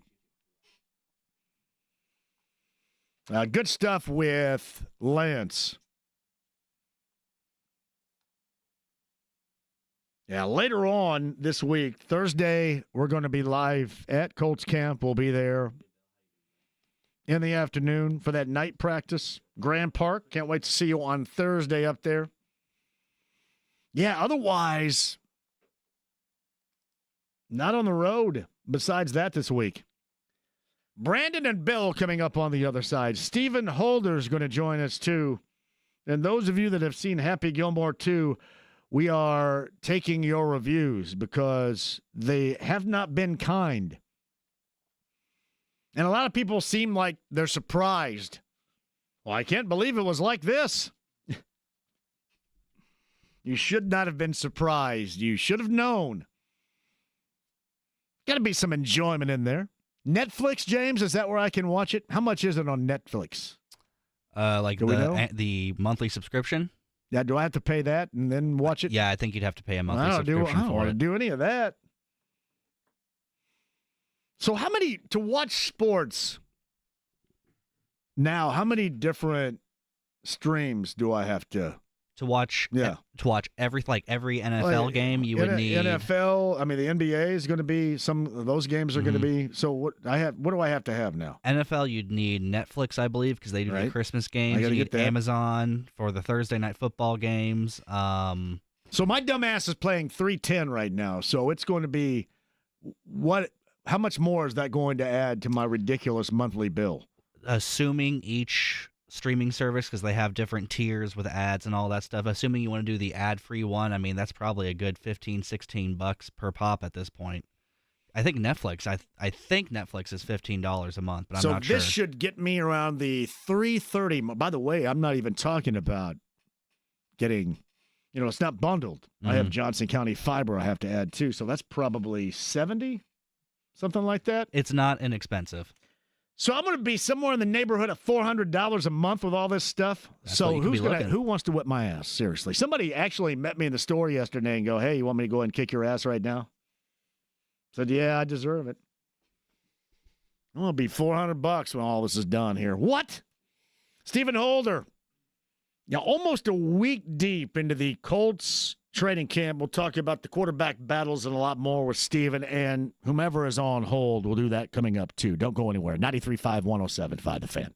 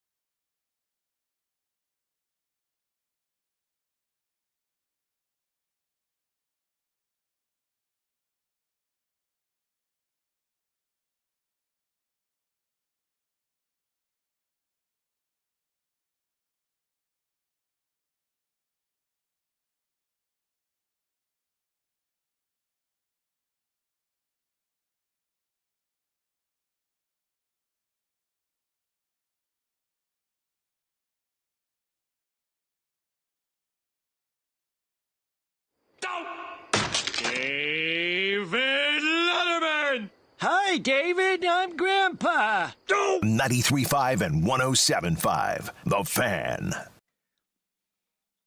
Oh, I love this song right here. Bill Withers.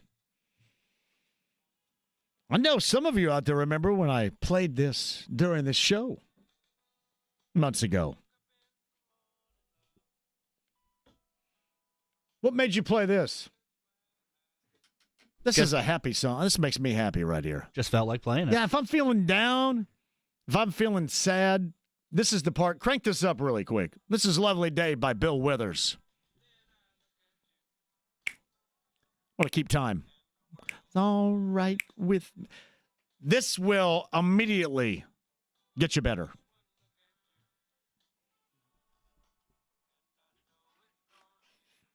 A lovely day, James. By God. Colts camp for me coming up on Thursday for the first time. And I'll get reacquainted with our next guest on the Andy Moore Automotive Group hotline, as we do right now. We share time talking Colts with Stephen Holder of ESPN and ESPN.com. Well, I can't wait to see you on Thursday. It's been too damn long.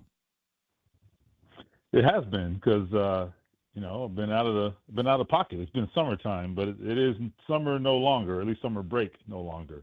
So, yes. Wait, and you got some things to actually be talking about right now. So I do want to start. I know everybody wants to start with the quarterback, and all, we will. But has maybe the theme so far, because that's what I see the most from you and your colleagues that are discussing what's going on practice after practice. There seems like that there is a large amount of drops going on up there right now. Is that kind of just what you normally get at the start of camp, or has this been somewhat of an inordinate amount to this point early in camp? It has bothersome for me, at least. I do think that drops are to be somewhat expected when you start training camp because, guys have been away. They lose their rhythm a little bit. You're not as on the screws. That's okay. I don't have a huge problem accepting occasional drops early in training camp. That's fine. This is not occasional. This has been regular, in fact. And so Michael Pittman, for example, had one today on a crosser from Anthony Richardson where the ball was on the money. He just didn't see it into his hands and turned to run, and the ball's on the ground. And that's happening way too much. There were some. Now, other than that, I thought today the balls that weren't caught, I would say they were well defended. They were contested throws. So not as many today, but I think there have been. Not that I think. I'm telling you, there have been days over the past week where there were multiple drops, in one day, and that's before they even gotten pads. So you're not going to get hit. Catch the ball, man. It's disheartening, and it has affected the quarterbacks. Look, they have had their own struggles, but they haven't been helped in large part by the wide receivers, and it's a concern, I'd say. How does that muddy the water in this competition? I mean, I think you can separate the drops from the quarterback throws and decisions and that kind of thing. But it definitely it muddies the water when you start looking at, like, for example, preseason numbers. When we start talking about who has been better than the other guy, one of the things you got to consider is who's completed the ball and who hasn't. And so if this continues into the preseason games, it can skew the numbers. I do think that's a possibility. I mean, frankly, it skewed Anthony Richardson's numbers a bit last year, and that is not to say he completed nearly enough passes. Okay, let me be clear. But the Colts were on the high side when it came to drops, particularly their tight ends, and I think that can hurt a quarterback. And here's the other way it hurts you. It's not just about your numbers or just how the guy looks. It's not about that. In fact, that's not the most important thing. Where it hurts you is being able to sustain drives. And how do quarterbacks really get in a rhythm? You get in a rhythm by being able to get first downs and keep the chains moving, and you stay on the field. When you have drops, they are drive killers. So now the quarterback's on the sideline. Whatever rhythm you had hoped to maybe sustain is now gone. So that's where I think it's notable that drops can really, I think, impact the quarterback. He is Stephen Holder of ESPN and ESPN.com. On the Andy Moore Automotive Group hotline. All right, then, we know where A.D. Mitchell may rank right now. Is he having a level of camp that is, roster-wise, is that troublesome, worrisome there at all? I'm kind of curious because how much time will you invest if this continues to happen at this level? I'm assuming he's going nowhere this year. I'm not suggesting that. But it seems like the clock may be ticking on him just a little bit, especially after last year. Is that true?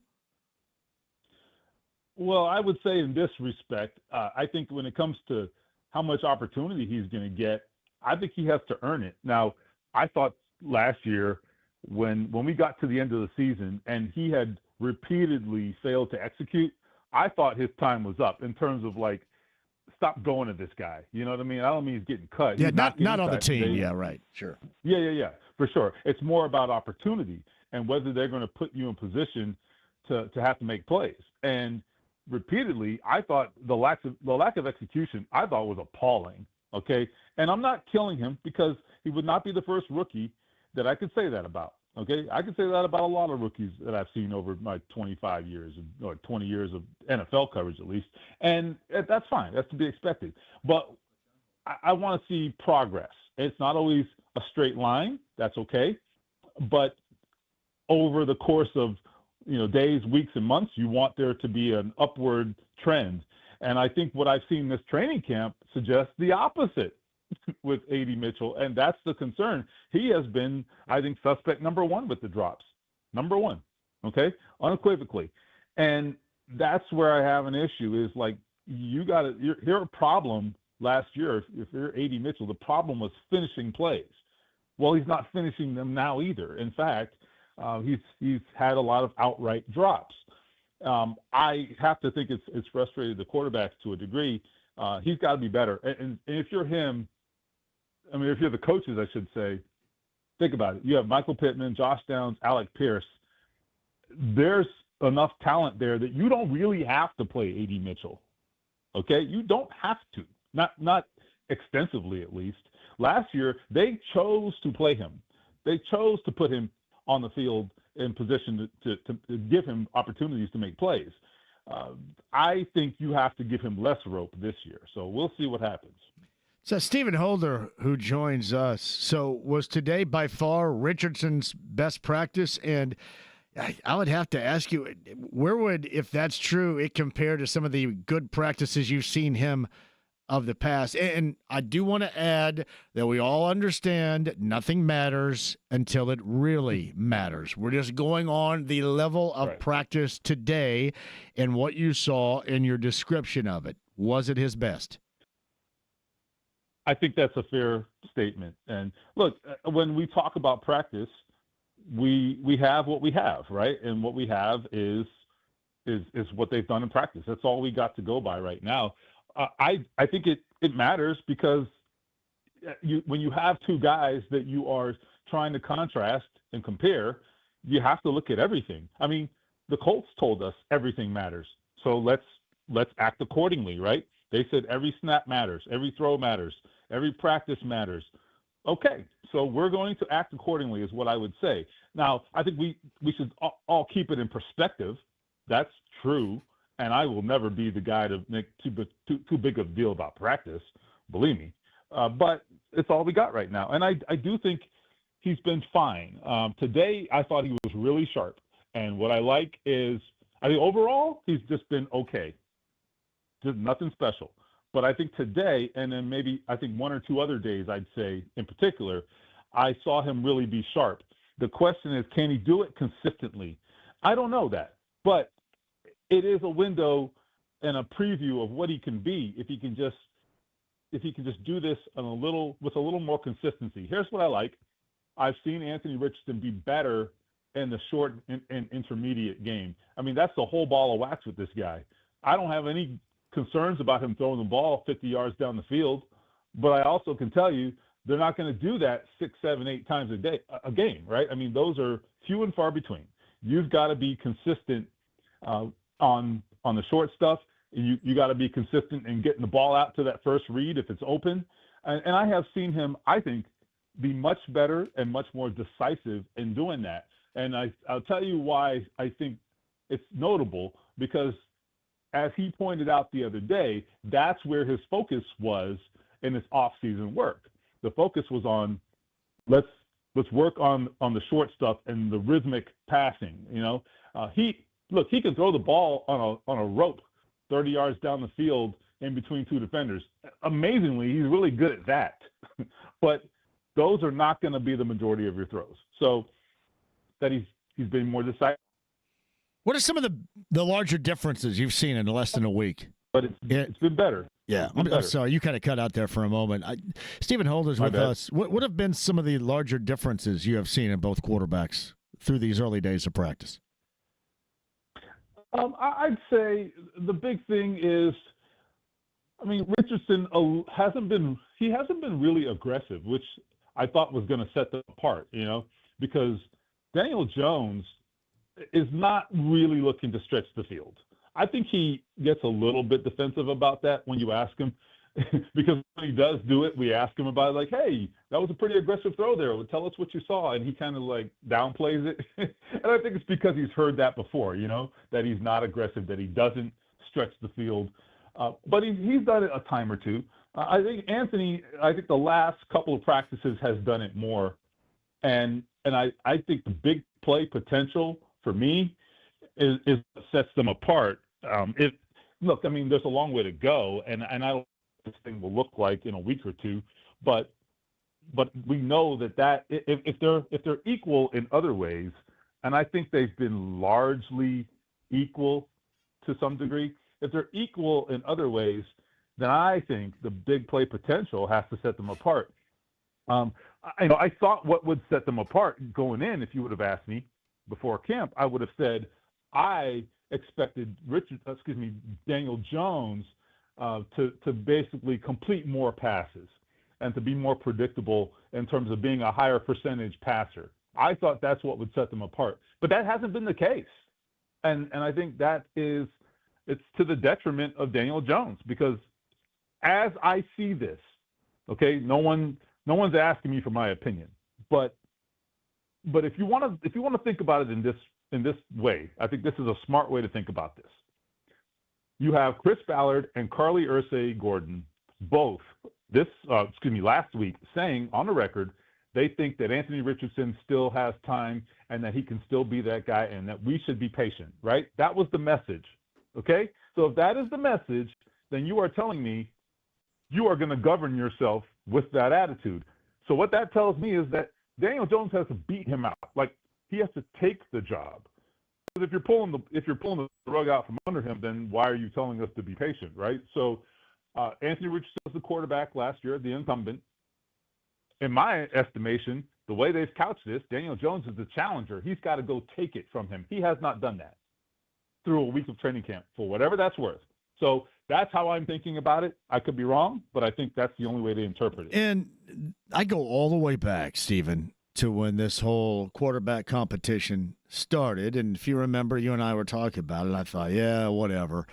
I mean, really, what they're saying is what they have to say, what they need to say, until we see the reality of it in games, because that's the way that it has to go. So I always thought when everybody felt, well, Daniel Jones in week one going to be the starter and all this, without injury, I didn't think that was going to be the case whatsoever. I don't think this quarterback competition so far in less than a week has been a bad thing. I just think all along we kind of know where this is going, because this is the one last shot to see what you have in a guy that so far hasn't been close to living up to any expectations. Yeah, I do think, look, there are probably a fair number of fans that have moved past Anthony Richardson, and that's okay. I mean, he completed 47% of his passes last year. I mean, I'm not going to defend that, okay? I would say, though, ultimately, if you're the Colts, let's say they went with Daniel Jones, and let's say this thing is close and there's no real discernible difference. If you go with Daniel Jones, and he's Daniel Jones, right? The Daniel Jones we've come to know, and Anthony Richardson sitting on the sideline, I mean, how do you square that, right? Yeah. I mean, it seems like it's over. It'd be over in the court of public. It may be over now, but it certainly would then, yes. Right, because then you're saying he's not better than this guy. We don't think he can outplay this guy who's not very good. You know, so and can I think look at Daniel Jones. What we have is we have 5 years of history to call upon. With Anthony, we have 17 starts. So look, I'm not telling you the guy's going to the Hall of Fame. I'm not even telling you he's a starting quarterback. All I'm saying is there is still more to learn. I would say though, if you start Anthony Richardson, let's say my theory is right, that they say let's go with Anthony, see how it goes. Look, it doesn't really hurt you to put him out there, and he either does one of two things: he sinks or swims, or he gets hurt again, and then the decision gets made for you. You don't have to stick with him. You're just giving him another opportunity. So I would see it that way. I think if Anthony Richardson starts, you're giving him that basically the final opportunity. If you said be patient, well, that's how you demonstrate your patience, is by giving him one more shot. And if he can't do it, you pull him, you put Daniel Jones in, and you go on with your life. Or if he gets hurt, Daniel Jones, you're the starter. Anthony Richardson, we'll talk to you later, right? I mean, that's where you're at. So I think that's the way you play it. I think that's the way they will play it. Oh, but wait, one last thing. Yep. Provided Anthony doesn't crash and burn. As long as it's close, I'm saying. Well, what do you think has to happen? Do you have something kind of cobbled together in your mind, your opinion, that has to happen with this team for them to maintain as they have the past couple of years, with the exception, obviously, of the defensive coordinating position? What do they have to do? What clip do they need to win to maintain for another year? You mean for the regime to for Chris, for Shane, for all the above. Yeah, I mean, I think it has to be playoffs. And look, I would say with Shane, it's interesting. Like Shane, I don't know for a fact. Like I'm not going to stake my reputation on saying Shane is a good head coach, because I don't know if we really know that. But I would say this in his defense. He has basically had a 500 team for 2 years, effectively for 2 years, and has done it without consistent quarterback play. So that reflects well on you as a head coach, or whatever it is that that your role is there. That reflects well on Shane Steichen. But the problem here is that it's not about the last 2 years. It's really about the last 8 to 10 to 12 years. I mean, they haven't won the division since 2014. I told the guys on ESPN radio about that yesterday morning, and we know that. But every time I say that on a national media outlet, people say, "No, that's got to be wrong. You got to be kidding me." They can't believe it, and then they think about it, and they're like, "Wait, you're right." So what I'm getting at is, frankly, I think it's playoffs or bust, and frankly, you need to win the division to leave no doubt, frankly. But look, it all depends on how it plays out too. If let's say Houston goes on a tear this year, well, I think people can live with that, right? But if Houston is what they were last year, and you're still lollygagging and you're not winning the division or challenging for the division, then what are we talking about, right? So I do think there you're talking about all bets being off at that point, and then we'll just have to see what the sisters decide. Yes. But I think the goal minimum's got to be playoffs. He is Stephen Older of ESPN at ESPN.com. He's on the Andy Moore Automotive Group hotline. So I've seen a lot of the positivity coming out of the secondary so far, the playmaking ability, the glue-like ability, certainly of Mooney. And how much of that is a product of the new direction of first-year defensive coordinator here, Lou Anarumo? Well, it's that, and it's personnel. It's very simple. I would say I've heard coaches, multiple coaches over the years say that you get what you emphasize, meaning what you focus on in practice will lead to results. Well, I'm going to twist it a little bit. I think here, from a personnel perspective, what you focus on will lead to results. I mean, look, they focused on the secondary. They went out there. They got Cam Bynum. They got Mooney Ward. And then they made a really important draft pick in Justin Wally. And wouldn't you know, all three of those guys are making plays. Imagine that.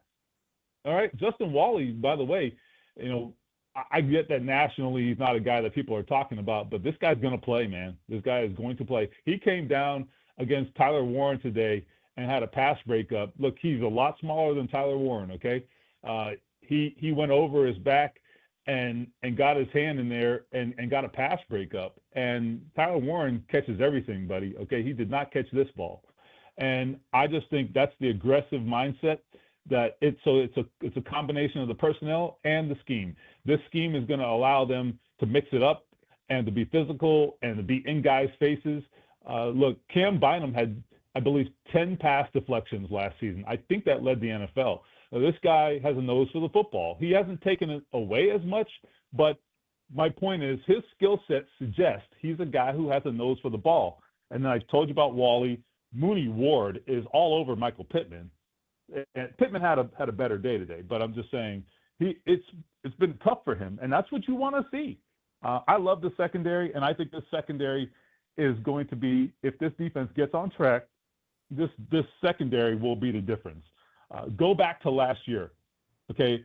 They are pulling guys off of waivers in week 1 trying to get to opening day.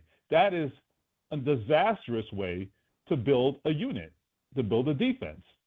And I know it was because of injuries, but that's because he didn't have depth. So Lou Anarumo was not going to play any such games with Chris Ballard, clearly, and told him, I need some guys, and he got his guys. Yeah, it's the way that it sounds. It sounds like that it's, you know, Anarumo, they're stacking with talent in a fashion in which has been beneficial to Anarumo in the past, right? When he was good in Cincinnati. Yes, and frankly, I think he flexed his muscle a little bit. You know, look, he came in here, and I have to assume he had other options, maybe, or at least was talking to some other teams. And I think if you're him, if you look at the film before he took this job, if he took a quick look at the film, it wouldn't take long for him to say, all right, there's some talent there, but I can't play with that secondary. I mean, what do you think his first impression was, right? That was just not good enough. And I think I believe he was honest about it, because Lou Anarumo has the standing to do that, and he very clearly did. The guys that they acquired are guys that do what he loves. So they gave him the players that he wanted, that he needed, frankly, and that is something Chris Ballard has never really done consistently in the secondary. So I don't think he did it without any provocation to doing it. I think he was motivated to do it because, number one, the results weren't good, and number two, because this defensive coordinator he hired required it. So there's a little bit of me, theorizing there. Let me be clear, but I'm with you. That's what it looks like. And when you hear Anarumo talk about those guys that came in here, he talks about them as if like he had a lot to do with that. That's what I take from it. Yes, Stephen Holder of ESPN and ESPN.com. He is on the Andy Moore Automotive Group hotline. I will see you up there on Thursday, and we will continue discussions and see what's going on later in the week. Thank you, buddy. All right, man. You can see for yourself. I'll see you then. I'm going to be right there. I'm going to be I'm going to bring the cooler temperatures with me too, from what I witness. So yes. All right. See, I knew I. See you then, man. All right. Stephen Holder on the Andy Moore Automotive Group hotline. Shall I take a break? Indeed. The 239-1070. Other side, we'll do some calls till the end of the show. Tomorrow, we'll explain. I know Charles Arbuckle is going to join us coming up on Wednesday, but interesting week is going to unfold, including on the road at Colts camp coming up on Thursday. I shall explain. That's next. 93.5, 107.5 The Fan.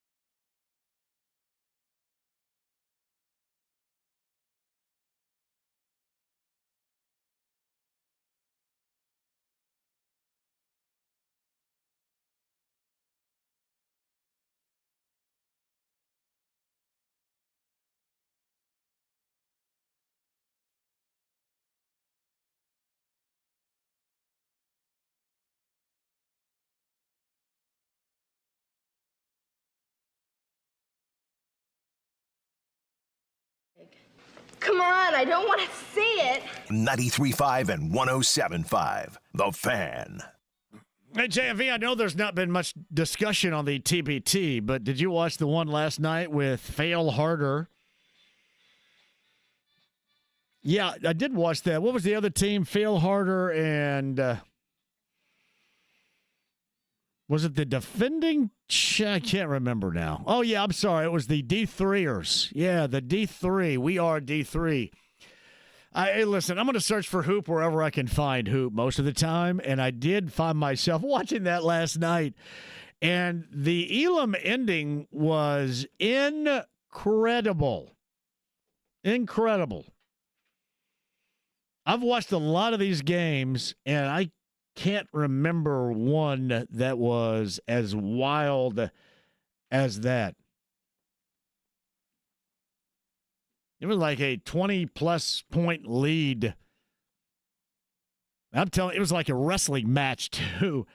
But the Elam ending, I believe, in real time, from the time the Elam ending was established, it was 40 minutes in actual time until the end.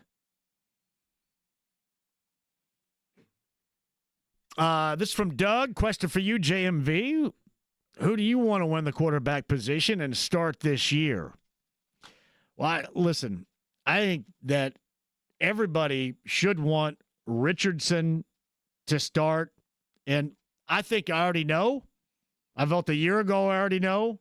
But if he's on the roster versus Daniel Jones, if you're going to toss it up, toss it up. But at some point, I want an actual decision to be made. So I would suggest it be Richardson. And I thought it was going to be Richardson all along. The whole quarterback competition thing, I don't think it's bad to say it. I don't think it's a negative to say it. But I think ultimately what you're going to do, since you kept him around for this particular year, I mean, what are you telling everybody if he doesn't? You're beaten out by Daniel Jones? And I think that also, Doug, leads to that extra special, significant layer of apathy. And for example, those that called in the show a little bit earlier are talking about. That's how I would put it. Do I have belief in either? It's one of those prove it to me things. Completely fair. There's no hatred going on. Completely fair. I don't believe a damn thing until I can see it. Don't know how you get much more accurate than that. Like last year, yeah, I know. I made the determination, hey, it's over, move on. Am I going to be right? We'll see. Bill's at 239-1070 right now. Bill, welcome to the show. JMV, how you doing this week, man? It was outstanding to see you at Taylor's Pub. Now, you probably know that we have an opening next month, the month of August. I bet I know where you would like to see us go. What tavern you're looking for? Well, the rally cry here in the East Side is come to the Mutt. I love the Mutt. I love Mike Manley. Mike Manley and company, some of my favorite people of all time at 10th and Shadeland. Yeah, I'm going to be up there in a minute, but the Heaven Hill product line is prominently displayed. Yes, it is. They're at the bar, so it's always got my vote, as you know. But I wanted to say a couple things. Number one, about NASCAR. You know, you got to change when this race is run. I mean, I had a chance to go to the Brickyard yesterday, and I chose a swimming pool instead. I think a lot of people had the same choice. Yes. And, you know, back in the day, they didn't, or USAC and then CART, they didn't televise the Indy 500 in real time. You had to watch it on tape delay on Channel 6. So is NASCAR going to do something like that to try to coerce more interest? My brother, I think this is it. I absolutely think this is it. I think you just kind of go, all right, well, this is the product. This is how the product, we know this, translates. I mean, look how wild they got with the whole Verizon 200 road course thing for 3 years. I don't think there's anything else you can do, and you just kind of say, all right, we're going to go here. It's special to us, and this is what 68,000 people are going to look like compared to over 300,000 in late May here. Exactly. So I hope they change. I know contractually they probably have to go to other tracks, and they're probably tied in legally. But it's NASCAR, and if you want to save Indianapolis as a location, then that people are going to go to. Then you're going to have to change the time. And the Bubba Wallace story was as good as you could ask for, I thought, yesterday, absolutely. too, especially when you went out there in that blast furnace in general to watch this, and then it took so damn long to finish it. I thought that was – I'm talking about a compelling story, Bill. You could not have found a more compelling story, even more so than, Kyle Larson going back-to-back as he attempted to do. Yeah, it was just quite a race, but again, more interest when you schedule it so that weather-wise and everything, it'll bring the passive fans out. But I wanted to talk one thing about the Bengals, and we talked last week at Taylor's Pub about LaPorte resident, former Hoosier Charles Finley, who was the owner of the Oakland A's. Yes, we did. When they won their World Championships back in the day. And all of his players hated him because he was extremely tight with the dollar. He came from the insurance business. He was tight with the dollar, and he ended up breaking up his team that consisted of Reggie Jackson, Gene Tennis was their catcher, Raleigh Fingers, Catfish Hunter, and really what Charles Finley did was he treated his players so bad that it kind of opened the door to free agency, and then he lost all his players because of it. So. I don't know. And he's not as known for that as he is for the outlandish stuff that he did. Oh yeah, when he was the owner before the Oakland A's were the Oakland A's, they were the Kansas City Athletics. Yeah. And in 1964, on the Beatles World Tour, the Beatles only had one day of the North American leg of their tour where they had the day off, and they were scheduled to go to New Orleans. When I say a day off, where they weren't traveling by 1960s type transportation or playing a show. They only had one day off because they wanted to go down and hear some jazz and relax. And Charles Finley convinced Beatles manager Brian Epstein to come and play in Kansas City for $450,000. Now, when the Beatles played the State Fairgrounds here, it was the only time that they played two shows in one day. They had a day show and they had a night show. Day show brought 12,000 people into the Coliseum. The night show was 19,000, but they never did two shows again, and that was the only time they did, and that was because the State Fair back in the day and everything was really, really good. Not that it's not cool now, but it was a big, big deal. So, and then the Beatles ended up doing that Kansas City show, and John Lennon didn't like Charles Finley because he thought he was, thought he was something else. The swinging A's back in the day. Right there. Yeah, so, definitely. And I kind of look at the Bengals as doing some of these older owners try to work off a template that worked, like maybe 20 or 30 years ago or so. And, for the Bengals, and I'm not a Bengal fan, I don't dislike them or anything, but I recognize they're really good. And if they screw this up by not signing these players and getting away from their business model a little bit, they're going to blow the whole Joe Burrow window. And you can. It makes it much more difficult to navigate when you don't have the most major piece of the puzzle in place, which they do right now. So that does give you, at quarterback, because you have Joe Burrow, that gives you some wiggle room. Whereas with others, Billy, not so much. We'll see if we can get to the mutt. That is in the opportunity bin. Coming up. All right, man. The month of Mud August. in August. The battle cry is on. And tell Mike I said hello when you go there tonight. Will do. Love Mike Manley and Manley's Irish Mutt's one of my favorite places, by the way. To be sure. The Baseball Hall of Fame induction stuff. They saw that the speech that the late Dave Parker wrote that was very Dave Parker-esque. That was some good stuff. Baseball tonight. Got a big series starting at top of the National League Central with the Cubs and the Brewers in Milwaukee this evening. And then the Reds and the Dodgers, game one of an early week set on Wednesday. Ohtani gets the ball. So that's when the biggest crowd will probably be there in Cincinnati. But the Reds playing really good baseball as of late. Lance Mallister talked about that a little bit earlier in the show. The podcast at 1075thefan.com. And Stephen Holder also on the show. You can find that within the podcast. Our golf outing, and again, as I mentioned, we are looking. I'm assuming Brent is still looking. I have not had a decision at least cross my desk yet as far as where we're going in August, but we had an abrupt closing in our spot for the Tavern Tour coming up in August.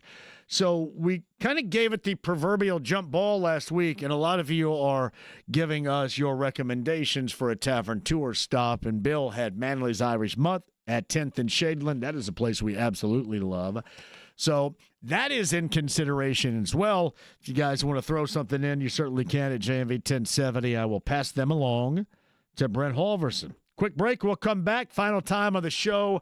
On the road on Thursday, I shall explain in what is going to start a busy time of year. We cannot wait. Don't go anywhere. It's 93.5 and 107.5 The Fan.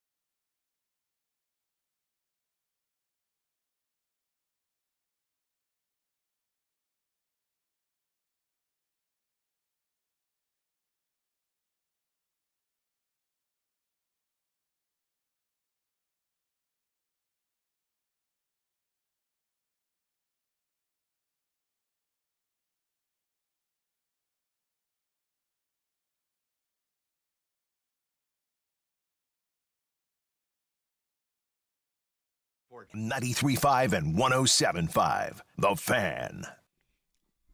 I did want to give a shout-out. Our friend Darnell from Broad Ripple. Darnell, who has been a part of the beat ball and the success of his beat ball team for a number of years, the Indy Thunder beat baseball team, completed the perfect season, winning the World Series, going 26-0. And we've talked about this with D before and had some of his players on before, too. This is an adaptive sport of baseball for the blind and visually impaired. The 6th title in 9 years. Darnell is a friend of this show, been long since a friend of this show, and congratulations to Darnell and his team, the Indy Thunder, on yet another championship. That is well done. Is Steve called in here? Steve Bodner, was that his name? That is the owner of Carmel's premier pickleball club. Pickle on Penn. I see the indoor courts look outstanding right there. I'm thinking that's when I'm going to get my first pickleball. I've not played pickleball yet. Whatever happened to our pickleball tournaments and stuff? They just kind of faded away, didn't they? Yeah, I think it just kind of disappeared. Pickle on Penn also has dining. Look at the menu right here, James. Wait a minute. I'm going to go straight to the bar. I'm sorry. Oh, the espresso martini. Is that the most popular cocktail with the ladies right now, the espresso martini? Do you hang around any ladies that drink the espresso martini? Any ladies out there, the espresso martini at the top of the cocktail list for you? I don't think I've even ever been around anybody who has ever ordered the espresso martini. The espresso martini, James. That would be, in this case, a little vodka, a little espresso, a cold brew, and cocoa bitters. The ladies love themselves an espresso martini. That's what I'm hearing. I feel I have my finger on the pulse of what the ladies like cocktail-wise, as you can tell. Brandon's at 239-1070. Hello, Brandon. Welcome to the show. How you doing, John? How you doing this afternoon? Good to hear from you, buddy. Go ahead. Yep. Hey, I want to talk a little about Two-Faced Miles. He's like one of those college roommates that you think you know, yeah, and then later on in life you're like, maybe you're not the guy I thought you were. Yeah, he could have said about 1,000 different things differently than what he said. I don't care that he left, but what he said on the way out, that pissed me off. Yeah. Yeah, and then, and if you don't think you got the talent around you, well, then that just proves to me that you don't have the talent to be the guy. Well, they carried his ass in that finals. I mean, he was a reason why they got there, but they carried his ass in the finals. And for him to say that going out the door, that's one thing. As much as I supported him, that's one thing I'll never forget. Yep, I was the same way. I supported him just like you, and to do that, that's just a little slap in the face. And now, have fun, good luck. And you know what? And there are a lot of us supporters out there that feel the same way, because it was not a big group, if you remember correctly. Yeah. No. And he was always seemed like a nice guy and do anything for the community. And on the way out, it's like, well, was this really the guy that was here for 10 years? Did we not really know the real guy? So stuff like that. Happy Gilmore. What do we expect? Adam Sandler's never won an Oscar. You're not going to get an Emmy-winning or Oscar performance out of Happy Gilmore, too. I don't know what we expected out of that. Exactly. You know, what's your favorite Adam Sandler film of all time? Waterboy. I got to go with The Waterboy. And that's one of the dumbest of all time, and that's probably why I love it. Here's what's weird, and I'm always compelled to watch it because it's on all the time. I love the original Grown Ups. That's weird. Is it not weird? I mean, there's nothing really nothing is really outstanding about it. And Kevin James is stumbling and bumbling all the way through it, and Rob Snyder's Rob Snyder. I mean, it's nothing really that great. None of Adam Sandler's movies have ever been great. Exactly. And Chris Rock, Chris Rock is kind of declawed, and it just all kind of weird. It just feels comfortable in watching Grown Ups for me. Yeah. I don't know why. And I haven't watched Happy Gilmore 2, but I probably will, and I probably know what to expect. Yes. So You probably will too. Right there. Brandon, thanks for the call, man. Hey, John, one more thing. Big thank you to everybody that came up to Mudsock Fest this weekend. We had a great success out there at Mystic Waters. Yeah. Great time to be had. So, yeah, we raised a lot of money for a lot of good causes out there this weekend. So, thank everybody that come out. Awesome to hear. Brandon, thank you very much. Have a good one, John. Love Mystic Waters, our Labor Day weekend bender. The third annual is coming up, obviously, Labor Day weekend. You'd really have to be a Labor Day weekend bender for it not to be a part of Labor Day weekend. Yes, and on the 9th, the JMV Takeover is going to be live in the tap room at the Indiana State Fair. James, great job. Great to have you back. Shout out to Lance Mallister, to Stephen Holder, podcast 1075thefan.com. Can you guys share these moments with me again tomorrow beginning at 3? That would be exceptional. Ladies, bring your espresso martinis. We'll reconvene at 3 on a Tuesday. 93.5 and 107.5 The Fan. Have a great night.